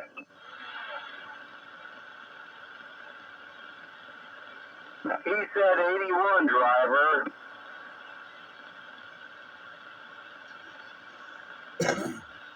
My Dave made 4 pills at a base box, though.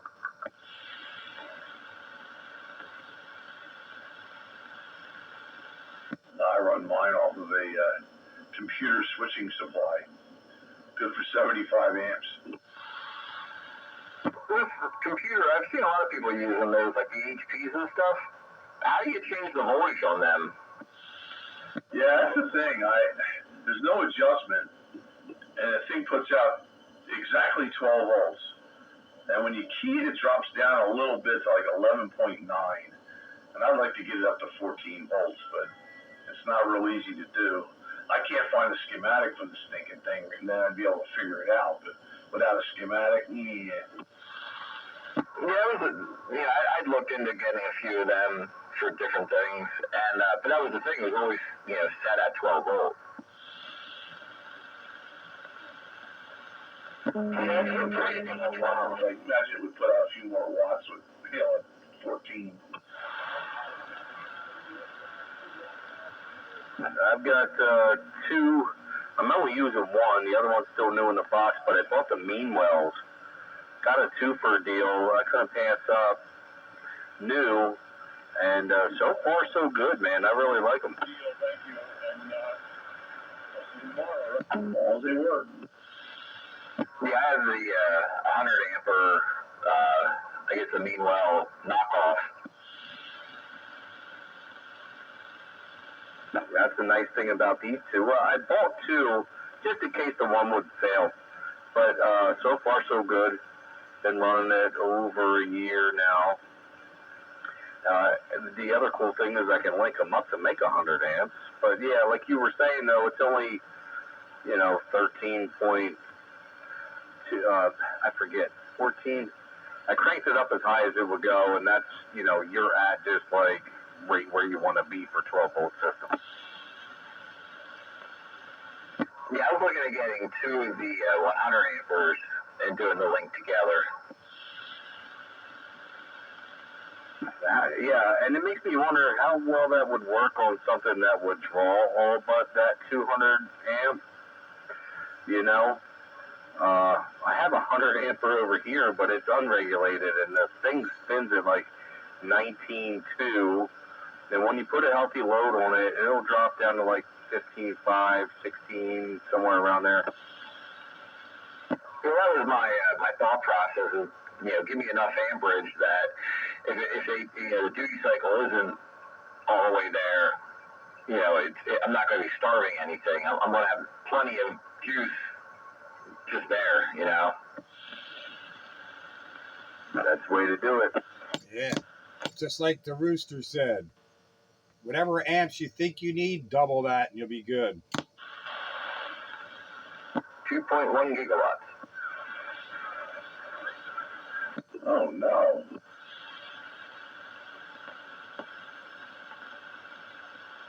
Ain't you supposed to be at work every day? that Dave made 4-pill runs at 17 volts.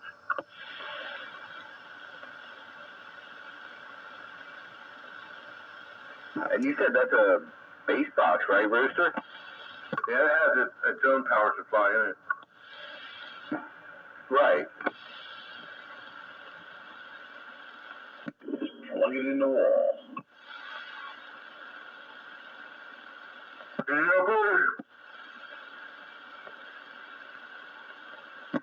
have well, if I ever need it, my radio room here is literally right above my fuse box for my house. So if I ever needed to, I could run a nice, have somebody run a good dedicated, good breaker up to me, to my radio room here. That's right. Just run it off at 240 volts and call it good.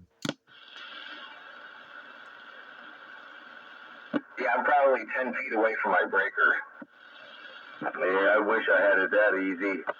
I know electricians will do it for nothing. No such thing. Yeah. Wait a minute, Rooster, are you the electrician? No, my nephew is. My dad's a TV repairman. He's got a killer set of tools. He'll fix it. From a movie. I got a hammer.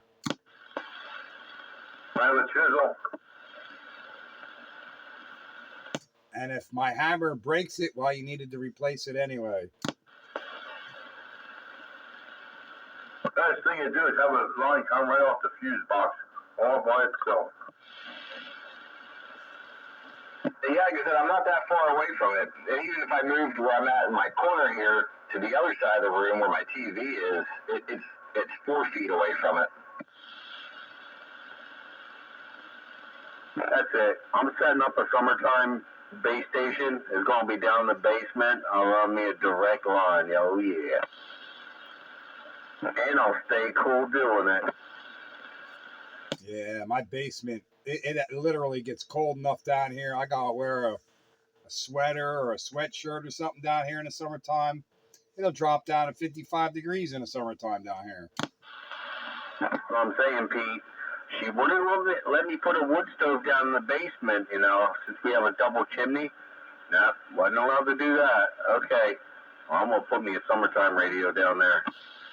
Yeah, I got the wood stove to keep me warm in the wintertime and the natural cooling in the summertime. It's beautiful. Basement's great. And then if tree falls or tornadoes come by, I'll be safe. My recording studio's in the basement, and those really hot days, you go down there and you're like, it's still nice and cool. Pete, you just made me think of, smoke on the water, tornadoes on the volcano crater. That's right. I'll be safe down here in my bomb shelter. Oh, they're in the sky. Until those boulders start flying around after the tornado picks them up. Some stupid with a flare gun.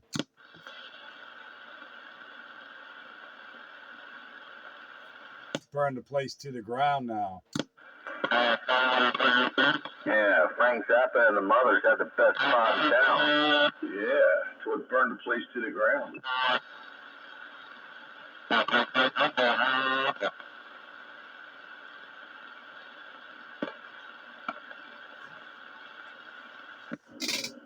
Let's try one more time. Where's Wayne?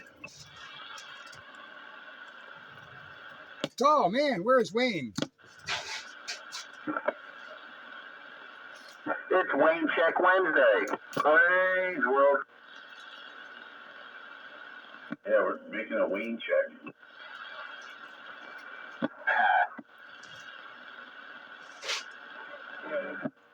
Good evening, y'all. Oh, there's JR. JR. There's another country heard from. Well, we got one of the two we've been calling for. JR. Rooster, Joker, Dave, Pete, Wayne, Wayne's World, where's Wayne? And whoever else is out there. Good evening, time. And JR. Good evening. Hey, Dave. Yes. Do you have cable service and Wi-Fi? Yeah. All right. We've been out all day since early this morning, I guess, and still not up. And they don't have no idea. They have no estimate time or nothing. They just said that they're working on it. Are you Service Electric? That is correct. Yes. Yeah, I was reading on Faceplant. Some people in the area were complaining that they lost their service, but mine's still working. So I don't know. It must be a different leg, I guess. But you would think they'd figure it out. Give Quam Solo a call. I saw somebody post on one of those community groups that somebody cut a line accidentally. That'll be restored tomorrow at like 1 a.m. Well, thank you for the heads up. How do you accidentally cut a wire? I mean, you only got to splice it with it. What's the big deal? It shouldn't take. I guess they had to find it, maybe. Yeah, and even if you did accidentally cut a wire, it shouldn't be all that hard to splice it back together. Comcast did that once, and it was a major trunk, and it took out half of a state or something. Somebody was in a trencher or something, cut right through the line. It was all fiber. And they had to get somebody out there to splice them all. Yeah, I was gonna say if it's the fiber, it's not as easy to do that splice, I guess.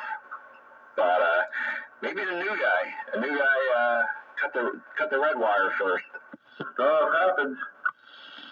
Well, yeah, well, whatever it is, it had to use my hotspot, put it through the TV, but I only worked on, the app services there, the live streaming there, I guess, through the apps. But yeah, well, whatever. I was just kind of curious if you had that issue or not. So that's just one of those things. This is the longest I ever had it down. Never had no problem with the hardline stuff. Get out the rabbit ears. JR. You're probably right. Rabbit ears probably be a good thing. Yeah, go ahead. Green Dog. Hello, Green Dog. Yeah, hello. Yeah, it's funny you say that because on my drive home, I went past two different areas. They had bucket trucks up in the air. I was thinking there was no major storm to bring down any trees or whatever, so I guess they were troubleshooting the situation, looking for that broken wire. Yeah, I don't know how they go about trying to find a break in the optic line. I guess they got ways of doing it, modern technology, whatever. But yeah, all that hardline stuff, it didn't take him no time to repair that. But this, I guess this here deal is only okay when it's working.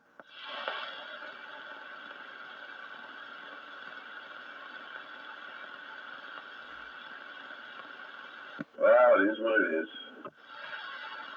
Yeah, thank goodness for hotspot. Gotta love technology. That was my nickname in 3rd grade. Hotspot or technology? Hotspot. That's what I was wondering. Which one of those words was the nickname?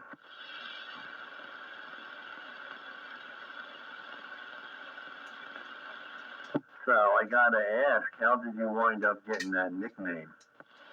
It was a joke. It wasn't my nickname. Oh, okay. I forgot to laugh. Yeah, some people do that. You could have made up a really good story quickly. Well, you see, I used to walk around as a child in grade with a lighter in my pocket, right? And I would light the lighter inside the pocket and burn off all the lint inside my pocket. That's how I got the nickname Hotspot. They would have called you Hot Pocket. They weren't invented yet. You were working on it, though. Good old Hot Pockets. When I was single living alone, I lived on Hot Pockets. Not really good dietary food, though. It didn't matter. He was single. Yeah, when you're young and single, you can eat anything. And it don't matter. It's only if you get older that it catches up to you. You know what else you can do when you're young and single? buy all the radios and motorcycles you want, and nobody cares. As long as you got the money to do it, you can do whatever you want. Pete, the main thing is nobody can say anything. Yeah, there's nobody to say anything. But there is a downside to all that. Yeah, you gain a lot of weight and you all of a sudden go, oh, I gotta stop doing this. I thought I heard a breaker in there. I don't know if anybody else heard that breaker. I want to step back. Yeah, go ahead there, breaker.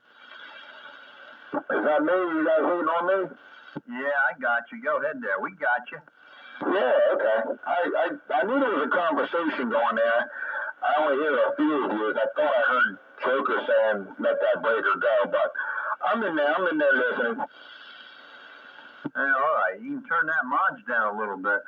Oh, okay. Is that 1, 2, 3? Yeah, that would be 1, 2, 3, boy. He's loud. Oh, yeah, I'm all pumped up. All right, I'm going to back off. There you go. That's more legible. Very good. Leave it there. That was so loud, I didn't know who it was. For real? It didn't sound like you, but you sound like you now. Okay. All right, I guess I was a little too close to the microphone. Yeah, I don't know what's going on here. I don't know. All right. Yeah, it's working now. Now I know who you are. Sound like you. It was all boofy, baby. Yeah, I had to turn that mic gain down to like a 2. Oh, boofy, baby. It was. That was all kinds of boofy. Don't be boofy. Boofy. I don't want to be boofy.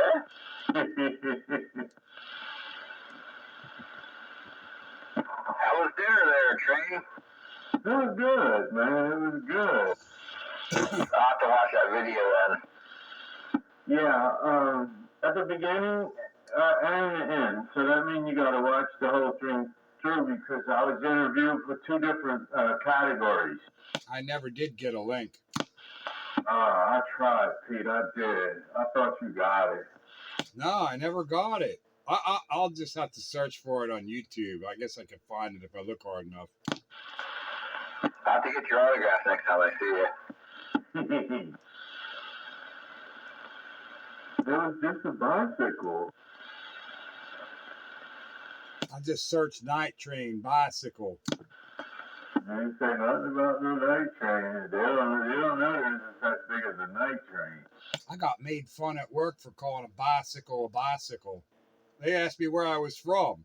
I'm like, what do you mean, where am I from? Where are you from? It's a bicycle. It is a bicycle. B-I-cycle. Bicycle. Basically. No, as opposed to unicycle. I thought it was a bickle, like a pickle's cousin. Well, I grew up in Red Hill, and I worked down in Ambler, and those guys down there were like, where are you from? You've got a weird accent. I work with all these guys from Philly, and they got all that Philly speak. They ain't used to this country boy. So, Pete, how do they say? From the Philly area, and I was like, where are you from? You got the weirdest accent. I don't have no accent. You got an accent. Hey, I got it, Steve. Yeah, I figured one time it'll work, you know? If you really want to send me something important, you got to send it the first time. Don't try and send it the second or third. All right, I got it. I'll check that out tomorrow. Thank you. What you mean by second or third? Like the first text from me to you and you to me works. Any subsequent texts usually fail. That sounds like it's challenged. Now, I don't know what's challenged, whether it's the radio that's challenged, or maybe his phone gets cantankerous. No, I think it's because you got an Android phone over there. That's the problem. Uh-oh, here we go. Oh no, Apple versus Android. Who will win? I'm popping back in here. I hear some voices out there I haven't spoken to in a long time. I hear JR, and I'm not sure if I heard another voice out there. I don't know if you guys got a copy. I just wanted to pop in and say goodnight. Oh, don't tell me you're leaving, man. This is the first I've heard you in a long time. How you doing, my friend? How you doing up there in Pottstown? I'm doing good, man. How's everything for you? Everything all right? Yeah, we're doing good. I just had a nice long chit chat with my son in the kitchen, and I'm ready to get some shut eye. And yeah, I heard you out there, and I just wanted to greet you, tip my hat, and say hello to JR. And I really didn't mean to interrupt, but you know, you guys caught my attention, and I just want to say hello. Actually, we like the interruption, man. We appreciate it. It's nice to hear you there, Red Baron. How's your health, man? You all right? Everything healed up or what? Yeah, but most of the face cancer and the mouth cancer's healed up. The hernia is almost healed up. I just had that surgery. You know what? I wish they'd just go ahead and just put zippers on me at this point. Well, you could just zip it down and zip it back up, put it all back in and everything. There you go. There you go. I love the zipper. Not big on the Velcro, but yeah, a zipper is more solid. So what do? They put a mesh in there, don't they? Don't they put some type of container in there?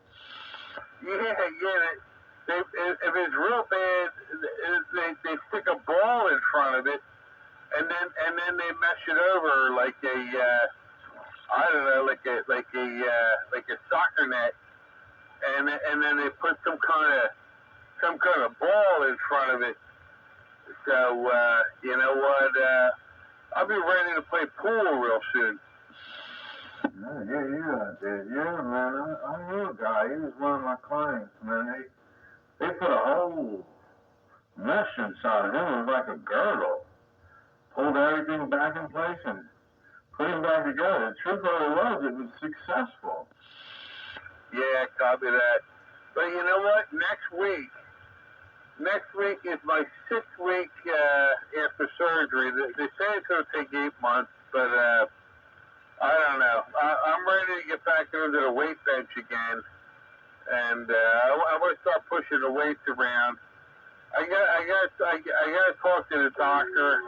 I got to get back to lifting weights, and I don't know. You know, it's nothing to push the envelope, but I'm still working semi. I need something to do there. Don't go back to lifting weights. No. Mike, just do walks around the block. Yeah, let me step aside and let you say hello to JR before he disappears from off the air. You might get, 10 tankers. Very good. Yeah. Speaking of disappearing, I'm about to do that, so I'll take this second to get in there and say goodnight, and we'll catch everyone later. Good night, Bagger. JR, you got a copy, Red Bagger over here. There's the goose popping in and the bagger popping out. Good night, Dave. Take care. We'll catch up with you again there. Get some good shut-eye. And Red Baron, I hear you in there in between walls. Hello, my friend. Sounding good up here as you always do. But yeah, I think I agree with what Train said there. I think the weightlifting, that might be too much. I think just good old-fashioned walk around the open spaces there is the best exercise you can get, my friend. Yeah, you know what? I'll take that advice. Maybe I'll just back to push-ups and maybe Don't do none of that. not so much pushing the weights around. Yeah, I'm thinking about it. The doctor said I should be able to do some light stuff. I'm used to moving ladders around, and I'm 60, and I'm not ready to quit yet.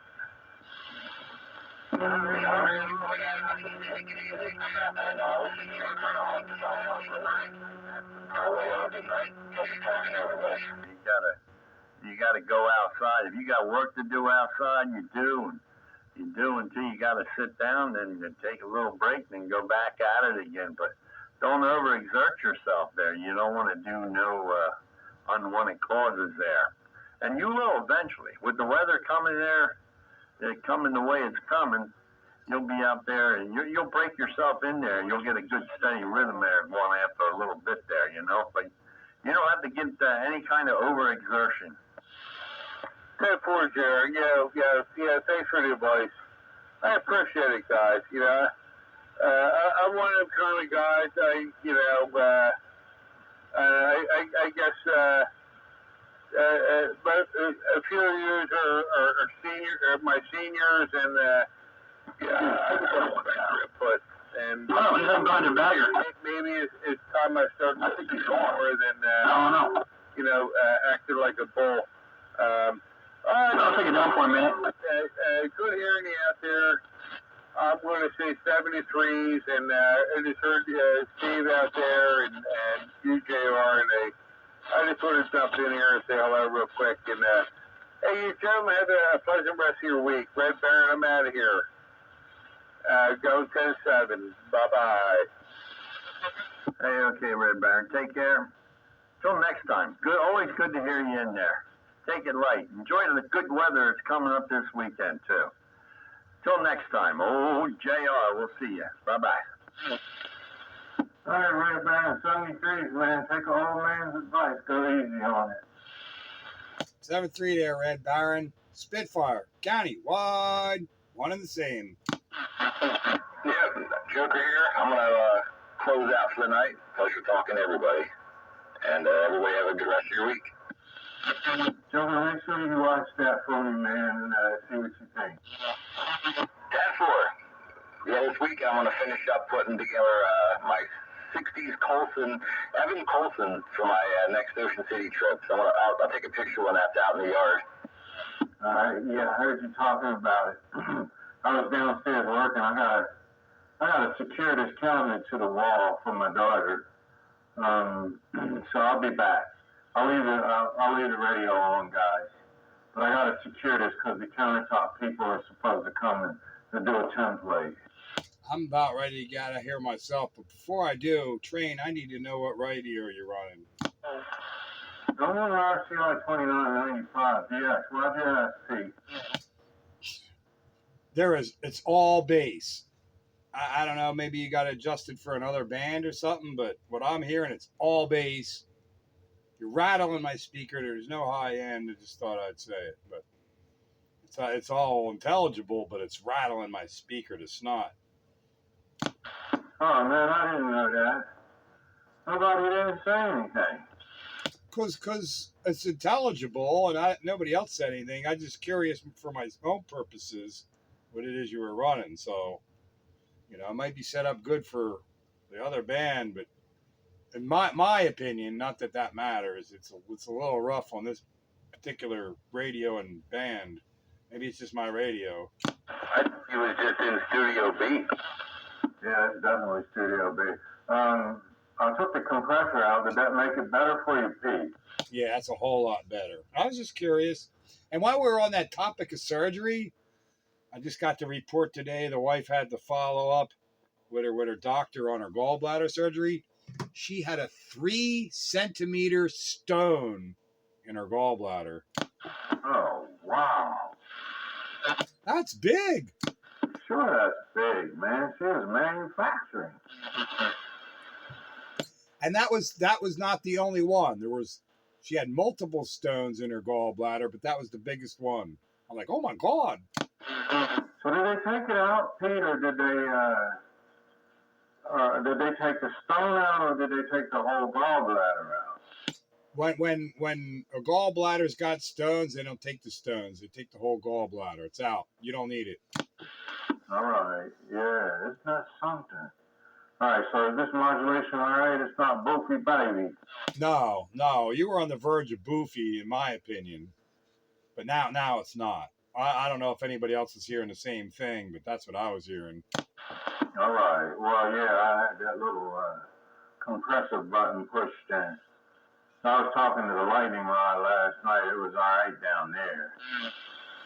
Yeah. Well, on this particular radio, you were rattling my speaker, and it's, my big old Courier Centurion, so it's not, a little 3-inch CB radio speaker, but You were rattling things over here, but I think it sounds good now. I didn't know I had the power to rattle stuff over there. Was it like a fire starter kind of rattle or what?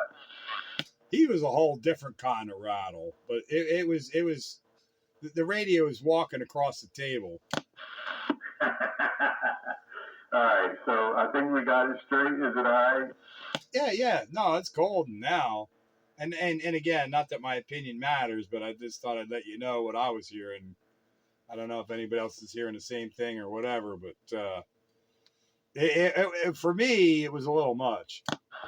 All right, yeah, I'm glad you said something because guess what? I was messing with it last night.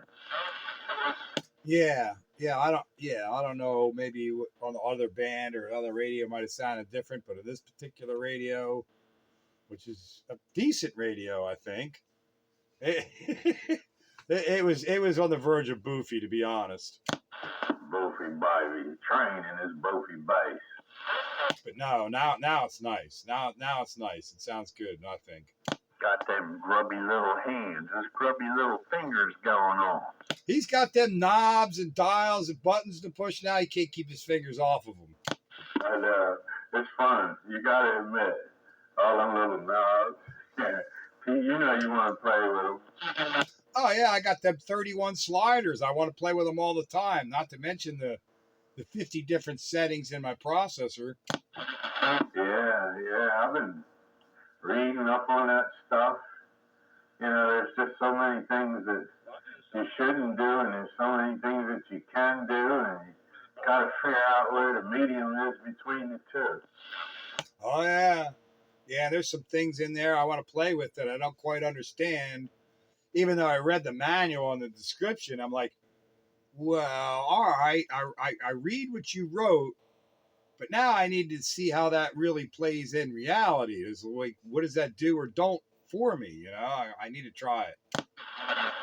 Yeah, that does. It gets to be a little complicated, but yeah, yesterday I was messing with it. The Lightning radio apparently didn't pick up no boofiness. You must didn't pick it up. Well, maybe because you're closer, I don't know. But at any rate, we got it straight. It was a little button that I pushed. Temporary? Yeah, it sounds a whole lot better now. You just didn't have enough highs in there. And maybe if I had a bigger speaker on, I think even still I would have wanted more highs. You got to balance that out. You know that. Yeah, I know. Did the highs come back? Yeah, you got the full range now. All right, so that little compressor button ain't no good. Not for this, anyway. Not for this particular application. That's not to say it's not applicable somewhere else. Yeah, I actually have this particular channel on that board, which is it's just specifically for this particular radio, so it doesn't affect my other settings on the icon. It has no effect on it. It has its own dedicated channel. You know, I made a mistake tonight, but I didn't get called out for it because I think he's overlooking it. But I was on the wrong EQ settings. I got my higher band or CB 10 meter settings on my EQ settings, and then I got my low band EQ settings, and I was on the high band EQ settings, and I didn't get called out on it. I didn't catch it towards the end. I switched over to the proper one, and if they noticed, nobody said anything. So I don't know. I mean, it happens sometimes. As long as they didn't say nothing, then I think you're all right. Either that or they might have wrote it down. You might have got a demerit. It could be written up. It could be like if you do 3 of them, then, you'll get reprimanded. Well, you know how 507 is. Like, if you're on the topic, he'll call you out. If the topic doesn't come up or he's not in the mood, he'll let it slide. As long as it's not, in the toilet one way or the other. If it's somewhere in the middle, even though it's not his preference, he'll let it go unless he feels like calling you out. Uh-huh. Is that the goose on the loose? Hello, good evening, everybody. Hey, Pete, I got a question for you. Oh, I got an answer, even if I got to make one up. Alright, my neighbor said he went to the town in Westcott and complained about my antenna. He took pictures of it. He told my uncle, He told my uncle I gotta take it down, or we're gonna get fined. I'm not quite understanding what you're saying. I missed something in the beginning there. Alright, he took pictures of my antenna. He went to the town or whatever, to complain about my antenna that's been up for over 2 years. And he showed pictures of my antenna, and they told him I have to take it down. So I'm gonna get fined $500 a day. Is your antenna over, I think, what is it, 55 feet or 50 feet, 60 feet, something like that? CB radio, you can give them the big number 1. Go away. No, it's not. My tower is 19 feet. First of all, nobody knocked on my door to even look at my antenna and tell me to take it down. It's just the neighbor next door, the asshole, because his wife doesn't like it. So he got to complain. Instead of complaining to me, be a man and come to me because it's mine. It's not my uncle's. It's mine. Come to me and talk to me, not my uncle. But yeah, he said there's going to be a fine coming in the mail that I got to take it down. And if I don't take it down, I'm going to get fined $500 a day. He's talking smack. Unless your township has got some kind of ordinance that says you can't have an antenna up at X number of feet. The FCC rules and regulations govern how high your antenna can be. And CB radio, I think it's 60 feet, if I'm not mistaken. If you're 60 feet or under, he could go pack sand. Yeah, 60 feet. I mean, it's less than 60 feet. It's only 19. The tower's only 19 feet, and I probably got maybe 4 feet of mast sticking off the top of that. And when I raise it, it's only probably 18 feet on top of 19 feet. I'm certainly so the FCC says one thing, and a town ordinance can say something else, and I seriously doubt that you're over the town ordinance height. Tell them to pack sand. Take me to court. Go ahead, because it's going to cost him a whole lot of money to take you to court, and he ain't going to do it. So just don't worry about it. And I didn't cement it in the ground. I put cement buckets in the ground. It makes it movable. I can move it anywhere I want it. So I don't need a permit for cementing anything in the ground because the cement's not in the ground. It's in the bucket. Well, actually, the bucket's in the ground, but it's a bucket. Right. So you're not violating any township ordinances. It's not a quote unquote, I'm using air quotes here, permanent installation, so you don't need a permit. You haven't violated township ordinance height restrictions. You haven't violated FCC height restrictions. The guy can pack sand. Tell him to take you to court. Shut up. Roger. Yeah.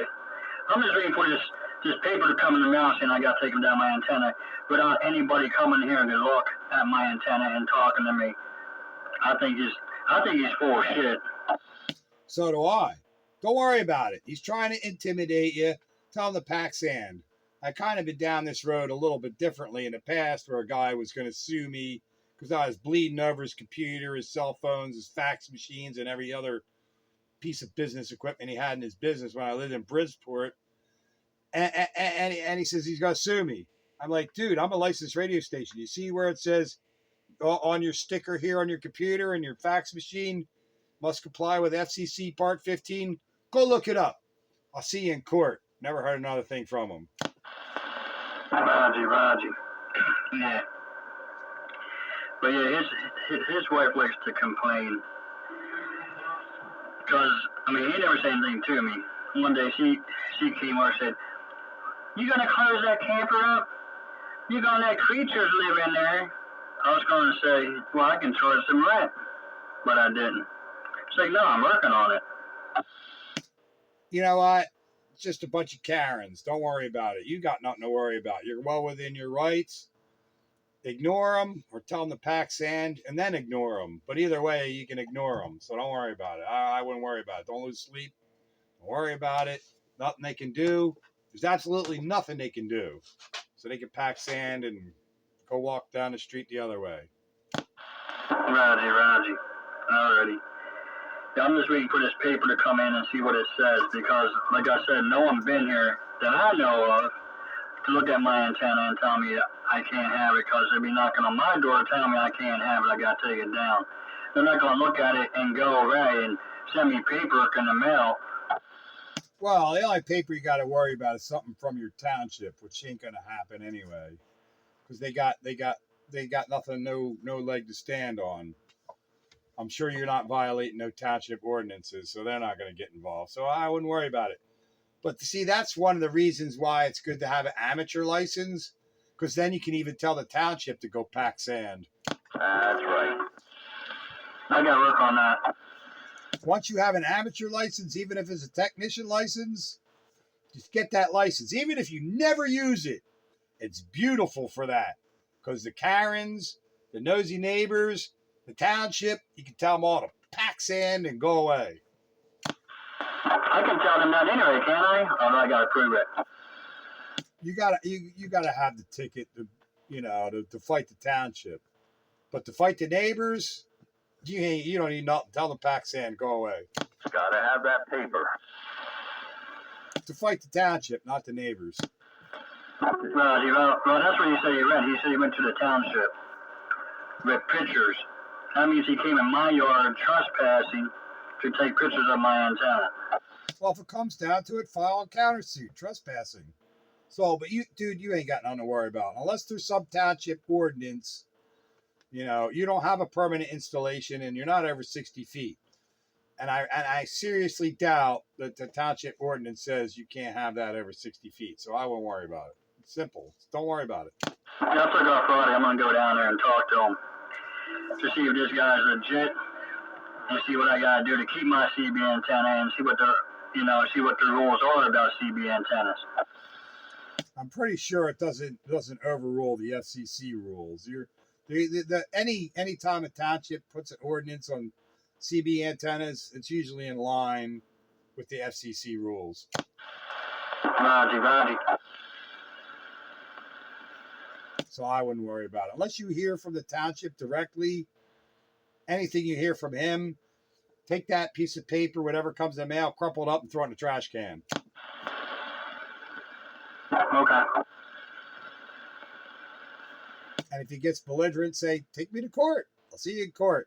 He ain't got the money. He ain't going to spend the money.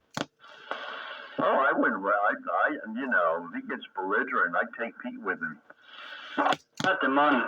Yeah, take me with you, and let me take my fifth of Jim Beam with me while I go to court with you. There you go. I'll got you in the paper. I'll tell him what for. I'm a patriotic American. I know my rights. And just because my neighbor is a Karen, I don't care. It's just so funny that my uncle comes here. He stopped me yesterday and said, "Oh, your yard's a mess." Yeah, I'm working on my yard. You can't see things disappearing? Then you're retarded. Then today he starts with my antenna. He knocks on my door and talks about my antenna. He's an asshole. Is your neighbor is your uncle the property owner? Yeah. And you get along with him? Yeah. Don't worry about it. He told me to take it down because he's going to get a fine. I said, no, that's why it was in my name. Wasn't in your name. And no one been here to look at my antenna. And nobody knocked on that door, said I got to take it down. Nobody been here to look at anything. So I wouldn't worry about it. Don't worry about it. The neighbor can't fine you. And the township can't fine you because you're not violating any ordinances. Don't worry about it. I'm telling you right now, don't worry about it. Okay. Not the antenna, it's the amplifier. What amplifier? Well, see, if you're running power and they figure that out as a CB, you may have an issue. But again, the township can't enforce that. That's an FCC enforceable. The police can't do anything. The township can't do anything about you running illegal power. They can't. It's not in their jurisdiction. It has to be the FCC. Now, you got to be careful, though. But that's where the amateur ticket would come in. If you had an amateur ticket, they can't do diddly squat about any amplifier you got. There's not one in sight. Just saying, there's certain things you got to be a little careful about when you're not licensed. When you're licensed, it gives you a whole lot of protection.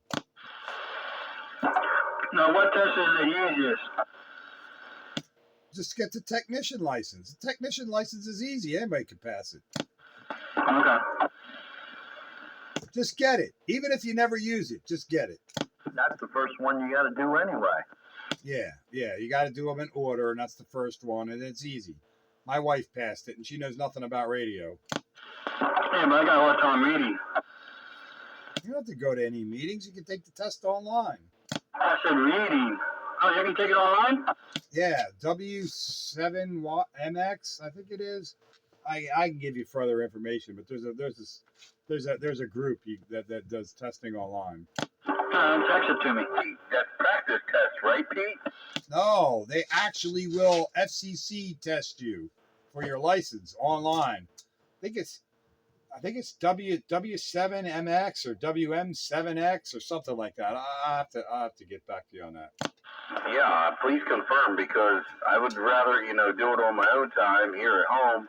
Not that I need a cheat sheet or anything, and you're probably going to be on camera as you do it anyway, I suppose, but it would just be so much more convenient than having to wait for a Hamfest to swing by.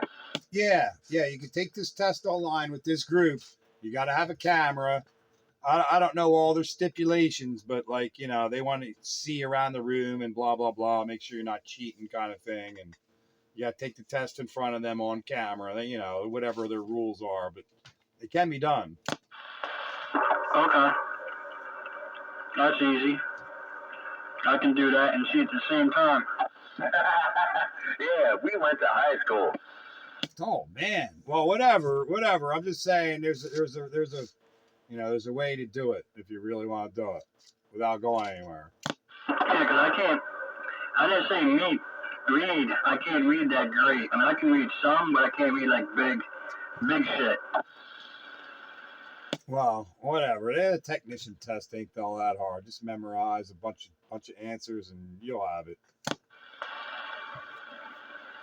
Is it always in order? Places that you can practice online for free and do it at your own pace and everything. They tell you the right answer if you get it wrong. So that's all you got to do is remember it. That's it. Yeah, it's multiple guess. There's not a multiple guess test in my life I've ever failed. Go to handtest.com and take the test. Anyway, speaking of testing, I'm done. I'm done testing for tonight. But I'll send you the link to that group. You want that too, Greenie? Yeah, that would be great. All right.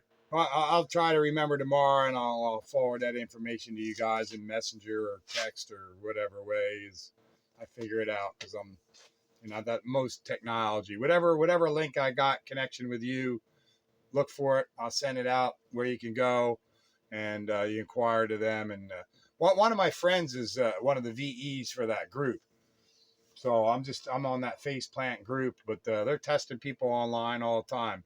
You got to have a camera and a computer, obviously, and then I guess they got some little other rules or whatever to make it go. But then there you go, right there in the comfort of your own home. Anyway, I'm going to get out of here. Look for the video gate tomorrow in the usual place up on YouTube. Thanks for the fun on Classic Radio Roundup. 7-3 all the way around. There's a big crowd in here, so I'm not going to name everybody individually, but I appreciate your participation on Classic Radio Roundup. Spitfire 441, your countywide radio on this antique flea market junk. Good night, Pete. Have a good night there, Pete. Thank you for the info. Got your ear there, Spitfire. Till next time. Oh, JR, see ya.